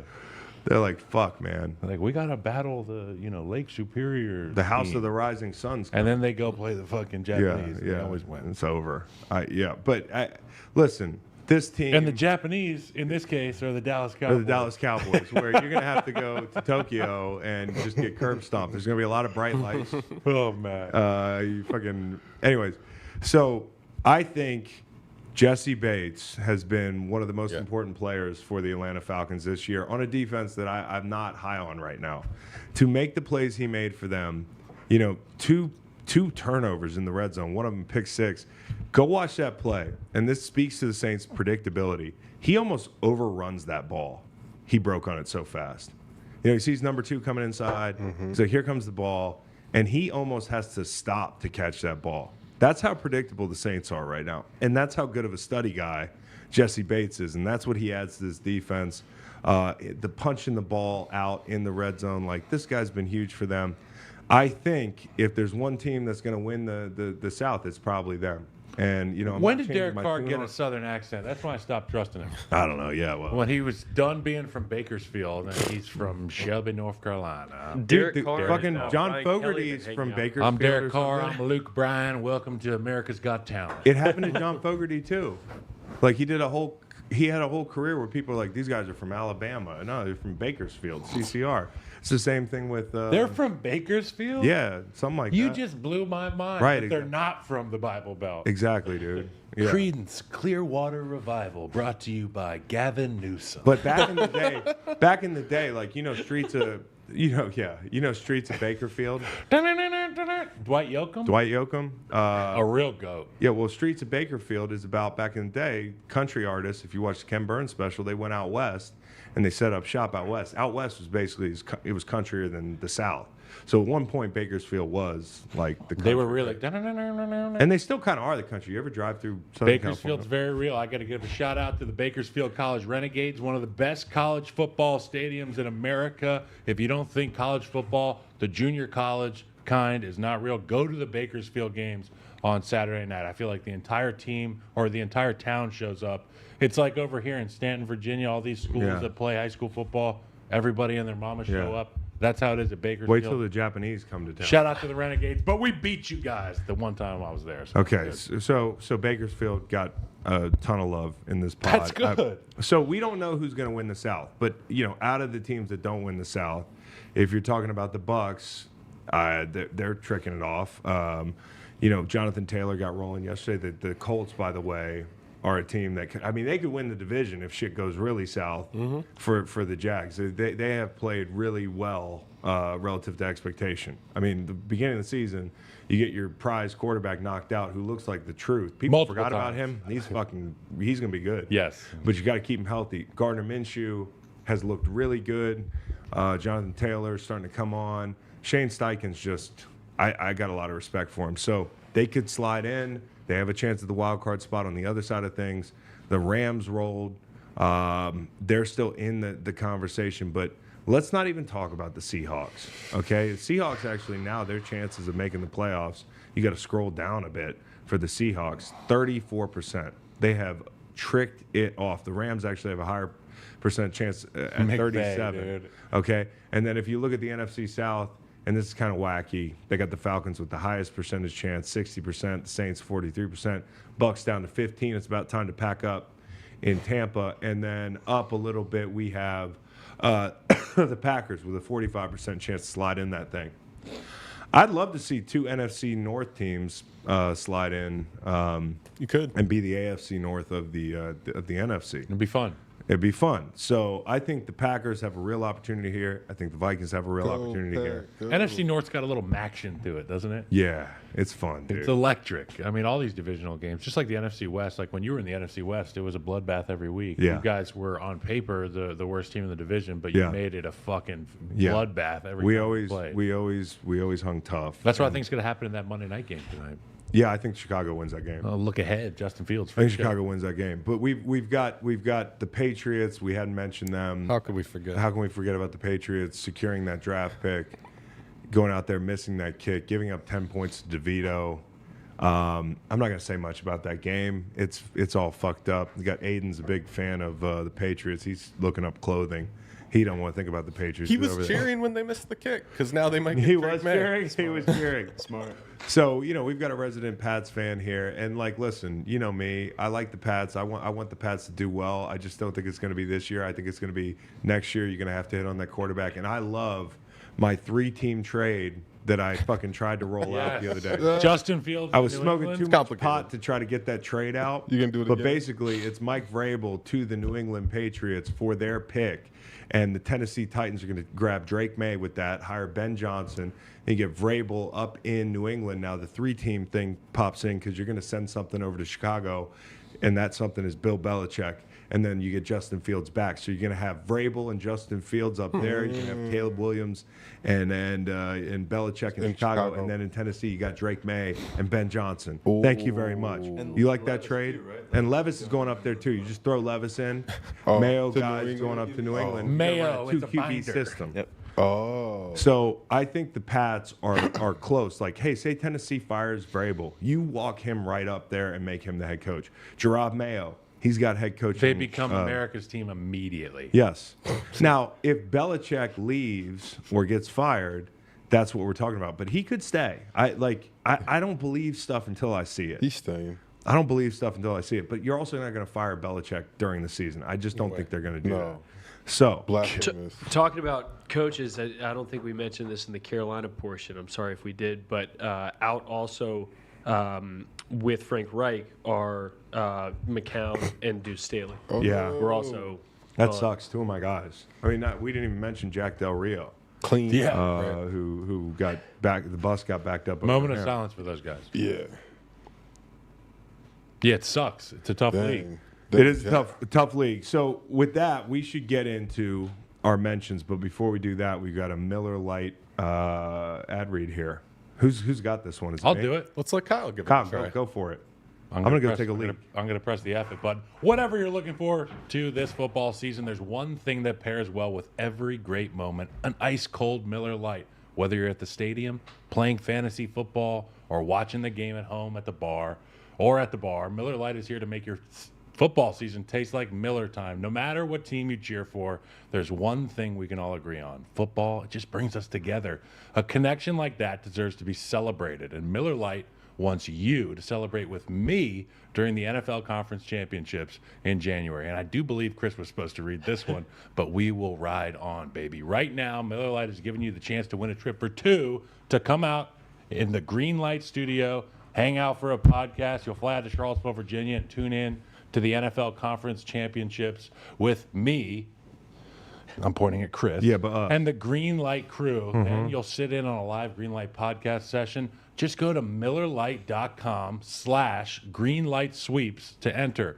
And this is all delivered by Miller Lite because when football's on, Chris, it's always Miller time. From kickoff to the final whistle, you can't go wrong with a Miller Lite in your hand. Celebrate Miller time with the Green Light podcast. Go to MillerLite.com/GreenLightSweeps to enter for your chance to win. Why don't you read this too? No purchase necessary. Starts 11/6/23 and ends 12/4/23 at 11:59 p.m. Central Time. Must be legal resident of the 50 U.S. or D.C. 21 years or older. Void where prohibited. See official rules at www.millerlite.com/greenlightsweeps for entry, instructions, odds, prizes, and restrictions. Sponsor Molson Coors Beverage Company, USA LLC, 250 South Wacker Drive, Chicago, Illinois, USA 60606. Celebrate responsibly. Miller Lite Brewing, Milwaukee, Wisconsin. 96 calories, 3.2 carbs per 12 ounces. Whacker Let's Drive. go. Pretty good. Oh, that was good. Nice, Kyle. Great was job, good. Kyle. Come up for air. That's the fastest. I feel like I'm playing the Broncos. ad read in sports. Yeah, no. All right, PTR. What we got? All right.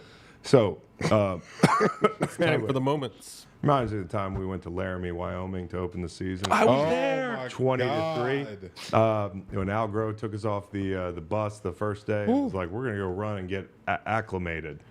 And we I don't weren't think it even works at the that same way. le- I think we weren't just even get at the tired. same level as where the game was. Got beat by a bunch of ranchers who couldn't even feel the altitude. There was a guy Only named time Hoost I've Marsh ever- on that team. He was a punt returner. I remember him. Good player. He's a good player. Kyle, only time I've ever seen your brother do the fist to come out, and this was in the first quarter. Like literally, I've never seen that. And when he did that, everyone on the sideline, on the D line, was so confused because we'd never had it happen. So it's like, who goes in for him?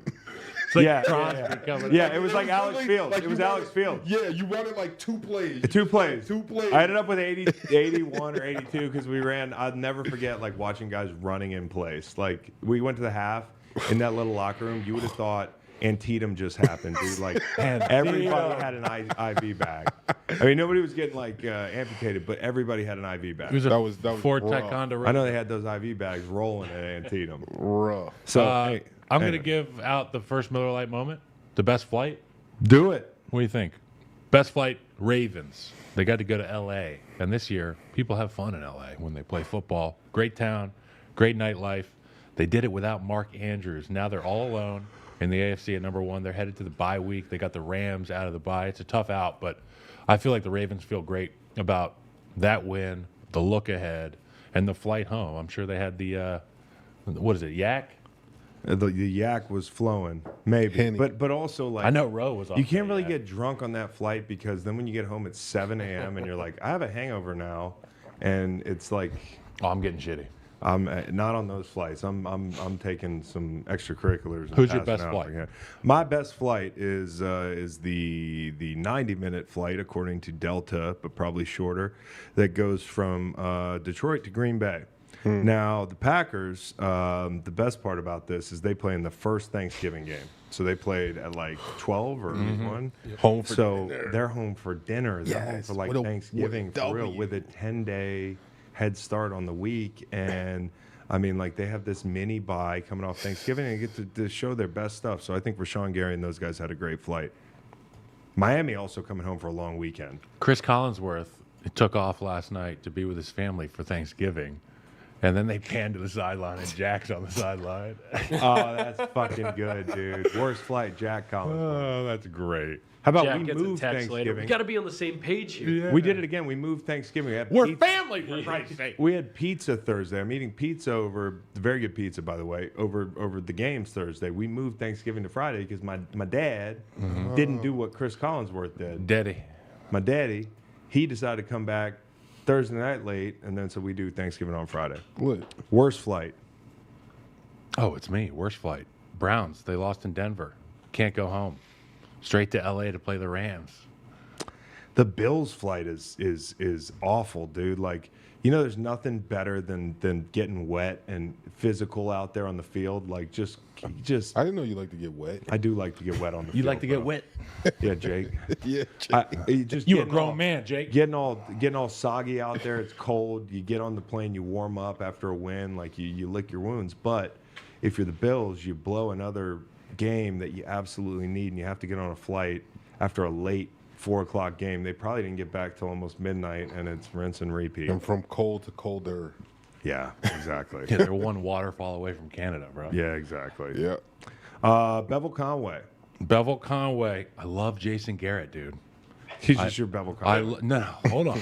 The smile. It's infectious. You don't need the camera on him to see it. Yeah. Every time you hear him react, it's a visceral laughter, smile. You can hear it audibly, and it makes me smile.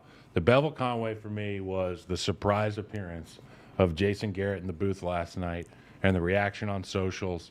Everybody loves this guy for different reasons. They love to either make fun of him, as we do, Yeah. or they love him because he's a coach, he's been there, he's done this thing, which we do. Yeah, He's a yeah, smart yeah. guy. Yeah. I love his 6'4" Kyle Hamilton breakdown. That was great. Kept saying 6'4". It's 6'4", right? Like it's not 6'4". Yeah. I don't know if I would enjoy playing for him because I enjoy him in this role. Yeah. You know what I'm saying? Like he seems like a real nice guy, smart guy, but there's got to be a catch there. If you play for him, there's got to be something. You know all those drug medication commercials? Lady Gaga's in one. I have no idea. I think it's migraines, and she's kind of freaking me out. They're playing a bunch of those this weekend. How about a Jason Garrett commercial for like Cialis. instead of Paxil, it's like Jason Garrett. First thing in the morning, he's just in the kitchen. He gives you that smile. Hey, Chris. How could your day not go good? Like you're gonna do true. You know, like put in Prozac. your prescription drugs and get you a Jason Garrett. So that's my Bevel Conway. That's it. Chance of heart attack, stroke, sudden death, and Smiles. underwhelming records of a team that's really talented. All right, so I didn't mean to say that. Bevel Conway for me. This is easy, man. This is just a scene. It is the Eagles. I did not know they were wearing Kelly Green at all. I don't know how that slipped past my defense system, but going out there in that game, Kelly Green in the rain. I mean, like the tush push was gorgeous at the goal line. You could not find Jalen Hurts. Like, where is he? It's just so hard. He entered a wormhole. Devontae Smith says that when he's under there, sometimes he was on Kevin Clark's show, who's the man. But Devontae Smith says he can't breathe under there sometimes. Like, it's real life it's real deal Holyfield under there. It's in the rain. They come out of commercial one time. They're playing CCR. You know, have you ever seen the rain? Have you ever seen the rain? And they're cutting to Bradley Cooper. I can't even see Bradley Cooper in the box. It's that rainy, and people are sick. They're in the fucking stands. They love it. And I just thought the whole scene with the Kelly Green, They're wackos. the puddles, the wet people, the Bradley Cooper. You couldn't even see him.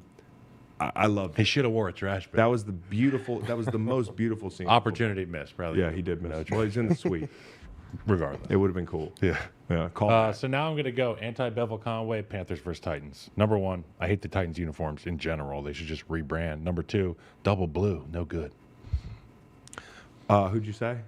Titans, Panthers. Yeah, that was ugly. But it was ugly in a good way. I had the under, and boy, did Bryce almost fuck that up. You know, like it's just it's sketchy. Okay, I'll go Hollow Man. The Mississippi State interim coach. I think they lost the Egg Bowl, yeah, and it was like a super low scoring game. Egg Bowl was like, hey, look at us. There's like 3 NFL games. The Egg Bowl. So this guy's an interim coach. Kyle, have you seen this video? No. The motherfucker rides a 4-wheeler onto the field to lead his team out. And they asked him, what is this symbolic of? Unity. And he said, this is about handling adversity. This is a life lesson. I'm still waiting for the life lesson.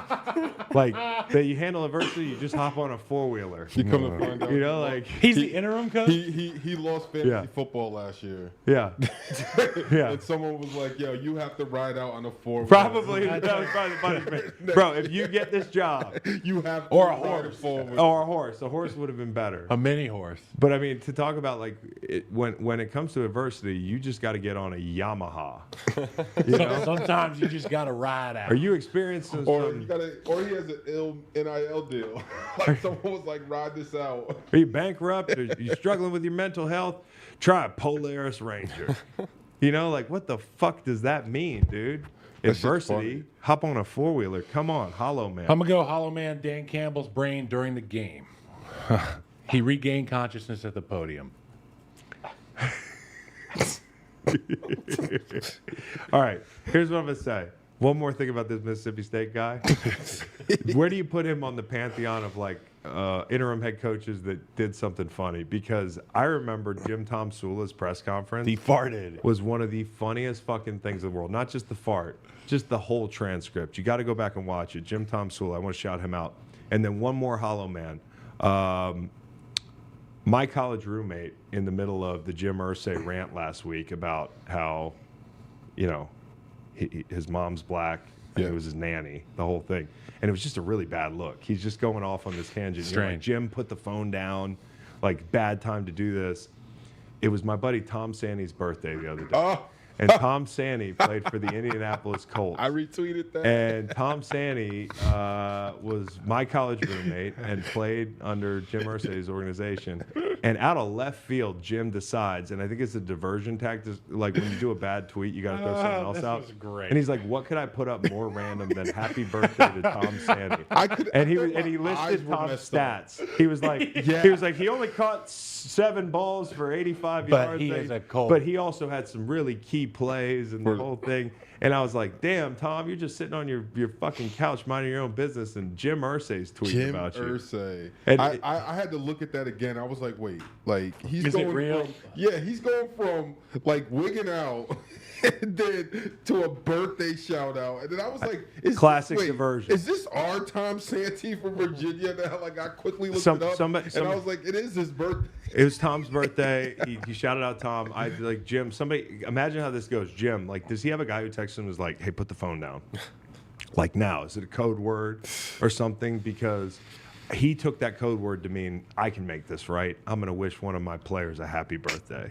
And it happened to be my buddy, Tom Sandy. I just cannot believe we were in the middle of that thing for a second. Okay, best and worst seat. Best and worst seat? I've just been doing a worst seat, so I'm going to give you something. Oh, I was gonna do best seat, but I got an STL Memorial, right? That's cool. Yeah. Okay, so I'll go first with the STL Memorial. I have been doing the old school route of media journalism. I take a lot of notes, and it takes a while. And sometimes when I have a thought, I can't write it down fast enough to make it sound like it's my voice. You know what I'm saying? So what I did is I went online and I got the best laptop I could get. I went and got a gaming laptop. It's an Alienware laptop. And this isn't a sponsored read, but like It can be. my Send show another- this send another Sunday, one. my show this Sunday was better as a result of the work I did throughout the week on this. On your alien laptop. My Alienware. And then when I got to the hotel Saturday night in New York, I didn't have anything to do because I had got all my prep done ahead of time. I played Counter-Strike with my buddies in the hotel room. Oh, that's cool. And then I was able to go do my show Sunday. So I got to give. And you know what? The thing about this Alienware laptop, it's a Dell. And Dude, you're getting a so Dell. I'm going to name it Tank. Nice. That's cool. Because it does everything. It's brand Tank new, Dell. my offense. That's and pretty it's awesome. a fucking weapon. Yeah, that's CJ great. You should put a Stroud, tank like- sticker on the I will. Dell- Tank Dell cut out. on it. No, just a tank. Like Okay. A fucking, They need to Candy get, paint, They Tank. need to get CJ Stroud to do a marketing campaign and do the whole bring back, dude, you're getting a Dell. Yeah. And have Tank Dell come That's and bring pretty the good. laptop. They saved that for admin. That's good stuff right there. Okay. STL Moore. I'll give it to Kyron Williams. Nobody watched that game unless you're an idiot like me and put a little down on the Cardinals to win. I don't know what the fuck I was thinking. They are on my do not bet list the rest of the year. It was fun for like 2 weeks. But Kyron Williams going off, coming back. Nobody's paying attention to this team. I don't think we should be, but they're playing hard, and I want to tip my cap to Sean McVay for continuing to make them competitive. He's damn good, bro. And listen, at the end of the day, if Stafford's healthy, if Kupp's healthy, if Puka's healthy, like they're not bad offensively. If Kyron's in the Puka! lineup, like they just have a lot of guys on defense, and by that I mean lowercase g. So I don't see them making a lot of noise deep in the playoffs or getting in, but good for them. I'm going to do best seat. Cool with that? Yeah. Best seat, me on Sunday, because I got to do my show at CBS Sports, that other pregame show, which was fucking awesome. Tune in, 8 a.m. Eastern, every Sunday, 8 to noon. We're live. It's a lot of fun. But I got to go hang out with Dad and watch him do his thing in New York City. For whatever reason, Fox, they're usually in L.A., at that awesome studio. They were at another awesome studio in New York, right down the road from where I work. Yeah. So when I got done with my show at noon, I hightailed it over there in a car, and when I got dropped off, they were out there on the little turf field, and it was just cool. Like, Yeah. he was It's right like there. being a kid again, because we used to go see. I some could of those touch shows. him, you know, Yeah. and he didn't see me, but Dad! they brought me back into where they watch the games, Chris, and I'm sitting there with, it's Stray, it's Jimmy Johnson, Yeah. it's Kurt, it's Gronk, all the people, and they were so cool. And like you said, we've been there since we were little kids, but it's been a while, right? So getting to go back there and watch and see all the games and hearing all these bright dudes, stars of our game, talk about the Sunday slate was awesome. Best seat me. Yeah, that's a cool trip, man. And it was like we were teammates for the first time ever. Dad and I, we traveled up on Saturday together. Yeah. And flew back on Every Sunday. time I talked to Dad, he was like, "I'm in the car with Kyle." Like, So you we guys spent a lot prepped. of We time. prepped together. We had guys are conversations, so- and then on the way out, we were like two peas debriefing in- together. two I've never peas in a played with pod. Howie Long, but I was on his team this week. 2 peas in a pod, you guys. You know what I mean? All right, so I want to give best seat in the house to Ed Oliver. So you guys might not remember this, but I do. Like it was just 5 minutes ago. It was Jordan Davis play like 91 or one of those plays, running 17 miles an hour per next gen stats to chase Josh Allen out of bounds. And he hit the ground, and just like the force of it, everything he'd been through that day, like I think just like he just stayed down for a while. Yeah. And I mean, like this dude was a wrecking ball on a few plays. So was our guy, Defensive Rookie of the Year, Jalen Carter. But just watching these guys on the sideline, Ed Oliver and that D-line, watch him hit the ground, go through the 2 minutes on the ground, get up. When he got up, you should see the guys' faces, Ed Oliver namely on the sideline. It was like, who the fuck is that? Yeah. Like, what are you? Like, those guys were laughing on the sideline when he got up. And I think it was just the sheer force that he was running over there with.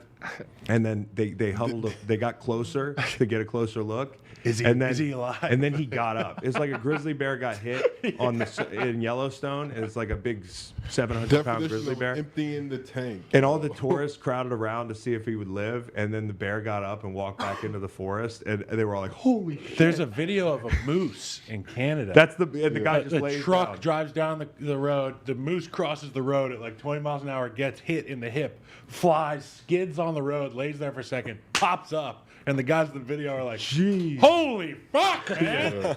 That's like what Ed Oliver was like, dude. I go back and look at that thing. It was crazy. Yeah. Those guys were appreciators of the moment. And then worst seat in the house, and probably the funniest thing I saw all weekend. And had it not been for Virginia Tech doing what they do to us every damn year, I would have laughed so hard at it. But here's Oklahoma running out of a smoke tunnel.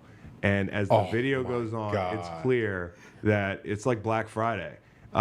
Just people getting trampled. Like, it's clear one guy goes down, and then watch the sheer panic. This is like definitely a dangerous situation. Guys are like falling off to the side. They're climbing out on their hands and knees. I have no idea. They went from IFR I used to to try to PFR. always, whenever whenever at Virginia we would come out and I would see the Pyrotex guys for the smoke being there, I would always try to be in the front because, that 1 second that you can't see, it's dangerous. It's so dangerous. This is what happens. It's like when you shut the lights off at night and go to your bed in pitch black. And but it's not knowing what's in front of you. Like, it's not knowing what's in front of you. Or behind you. But then the feeling that someone's going to stop. Because that's what you can't control. If you're not in front, and all your if homies someone are behind in front of you, they get nervous and they slow up a little bit, then you might be the cause of the domino. Can you imagine they went smoke down in Starkville? And the guy's just running over his players in that four-wheeler. Just like a quintuple homicide by vehicle. Yeah, quintuple homo. Vehicular homicide. Oh, my God. Mini vehicle. Ambuli. I got fly on the wall now, right? Okay, fly on the wall. I want to know who Frank Reich's first phone call was after he got fired. He's a well-respected dude. He's been in this league for a while, and he's on the ass end of a human centipede in Carolina with the coaching cares. That's what it is. It's the next guy eating the last guy's shit ass. that he didn't get to fully digest. It's like, I've only been here 6 weeks. It's the human centipede. So 4 coaches fired since 2018. And PFT already made the third job, the third rank joke about his third job. Who's Matt Rule? Is Matt Rule in Ron Rivera's ass? It's somebody else's stuff at all times in Carolina. And I work with Boom, and Boomer knows Frank Reich well. He loves the guy. So, by nature of the transitive property, I also love Frank Reich. Who are some guys that you think Carolina should or would hire because of the situation? Top of my mind, Greg Schiano. That would be the perfect Carolina hire next year. Greg Schiano. Let's go right back to the Matt Rule thing. And we're going to fix it with, we're going to fix it. I'm not going to do the Mel Tucker thing. Yeah, but who does Frank Reich call to spill all the beans? To be like, maybe this Doug. happened and this maybe happened. Doug. Maybe Doug. Yeah. But just such a fucked up situation, man. Yeah. Fly on the wall. I don't really have one, but I guess I'll just go back to the Chargers. What's going on after the game? Are we talking about this thing yet? Because they just axed Frank Reich, and that guy's horny to fire people. But then on the other end of things, you've got Spanos, who's like, I'm going to stand pat. And I'm just wondering how many of these games we're going to go through. Are we going to give them the off season? Because I think you've missed the bus for the playoffs. I think you missed the bus. I think you had multiple opportunities to get a bus pass. And now that thing's just screaming down the street, and you're standing there with your with B.J. Armstrong and Scotty Burrell, and there they go. Excuse me, I'm extending my parking time. How about game Kyle, ball? we're about done here, huh? Game ball. Game ball. Ooh, that's a tough one. This one's easy. I'm going to name it, and then you take it away. Jalen Hurts. Jalen Hurts. The Jalen Hurts game ball. It's the biggest win by a good team yesterday. Biggest win by a good team all week. And the guy that, is the common denominator between all these great moments that they've had against good football teams, down, whatever it is. Jalen Hurts has got something between his ears that's different. And so he gets the game ball. Jalen Hurts, when trailing in the second half, has 140 passer raters, 7 passing touchdowns, and 3 rushing touchdowns with no picks this year. They Unreal. And he's the team chaplain. Is he? I don't mean, think he so. fucking carries himself as such. He does carry himself like team chaplain. What a crazy thing just to throw out. Yeah. Well, He quotes the Bible a lot. Yeah. No, yeah. Well, Nate, team chaplain. what's your viral moment of the week? So this week I have a twofer. Because A 2-4. 6 feet. my viral moment of the week was originally just Ludacris propelling from the Atlanta's Dome Stadium rapping "Move Bitch." Oh, that's him? That's Ludacris. He doing looks a like he's live 25. concert. But here's the best thing about it. Then you see a clip going viral of while this is going on, Jameis Winston is rapping it in front of Carr's face. That's so good. Sideline. That's so good. And it's And just, Derek's nodding his head. yo, it's just so Jameis, another Jameis moment. And then if you listen to the lyrics, it's just funny the part of the song that he's singing and they have this video. It's just funny that he's like rapping that so Did What you part do of the the song mystical is it? verse? It's move bitch, right? Yes, And so, yes. I mean, a backup quarterback saying that to the Yes. starter. I'd be pretty impressed if Drew Lock could rap along with Mystical. You know, like then I'm like, all right, dude. I did you got see it. Twista make a video of a guy shooting a two gun. guns while Yeah. he was rapping Yeah. Overnight Celebrity. I said, this is a juxtaposition. This is right here." interesting. This is interesting. Well, this has been fun. This has been fun, and I want to hit you with a Little Caesars ad before we pick the Bears to win Monday night. Okay?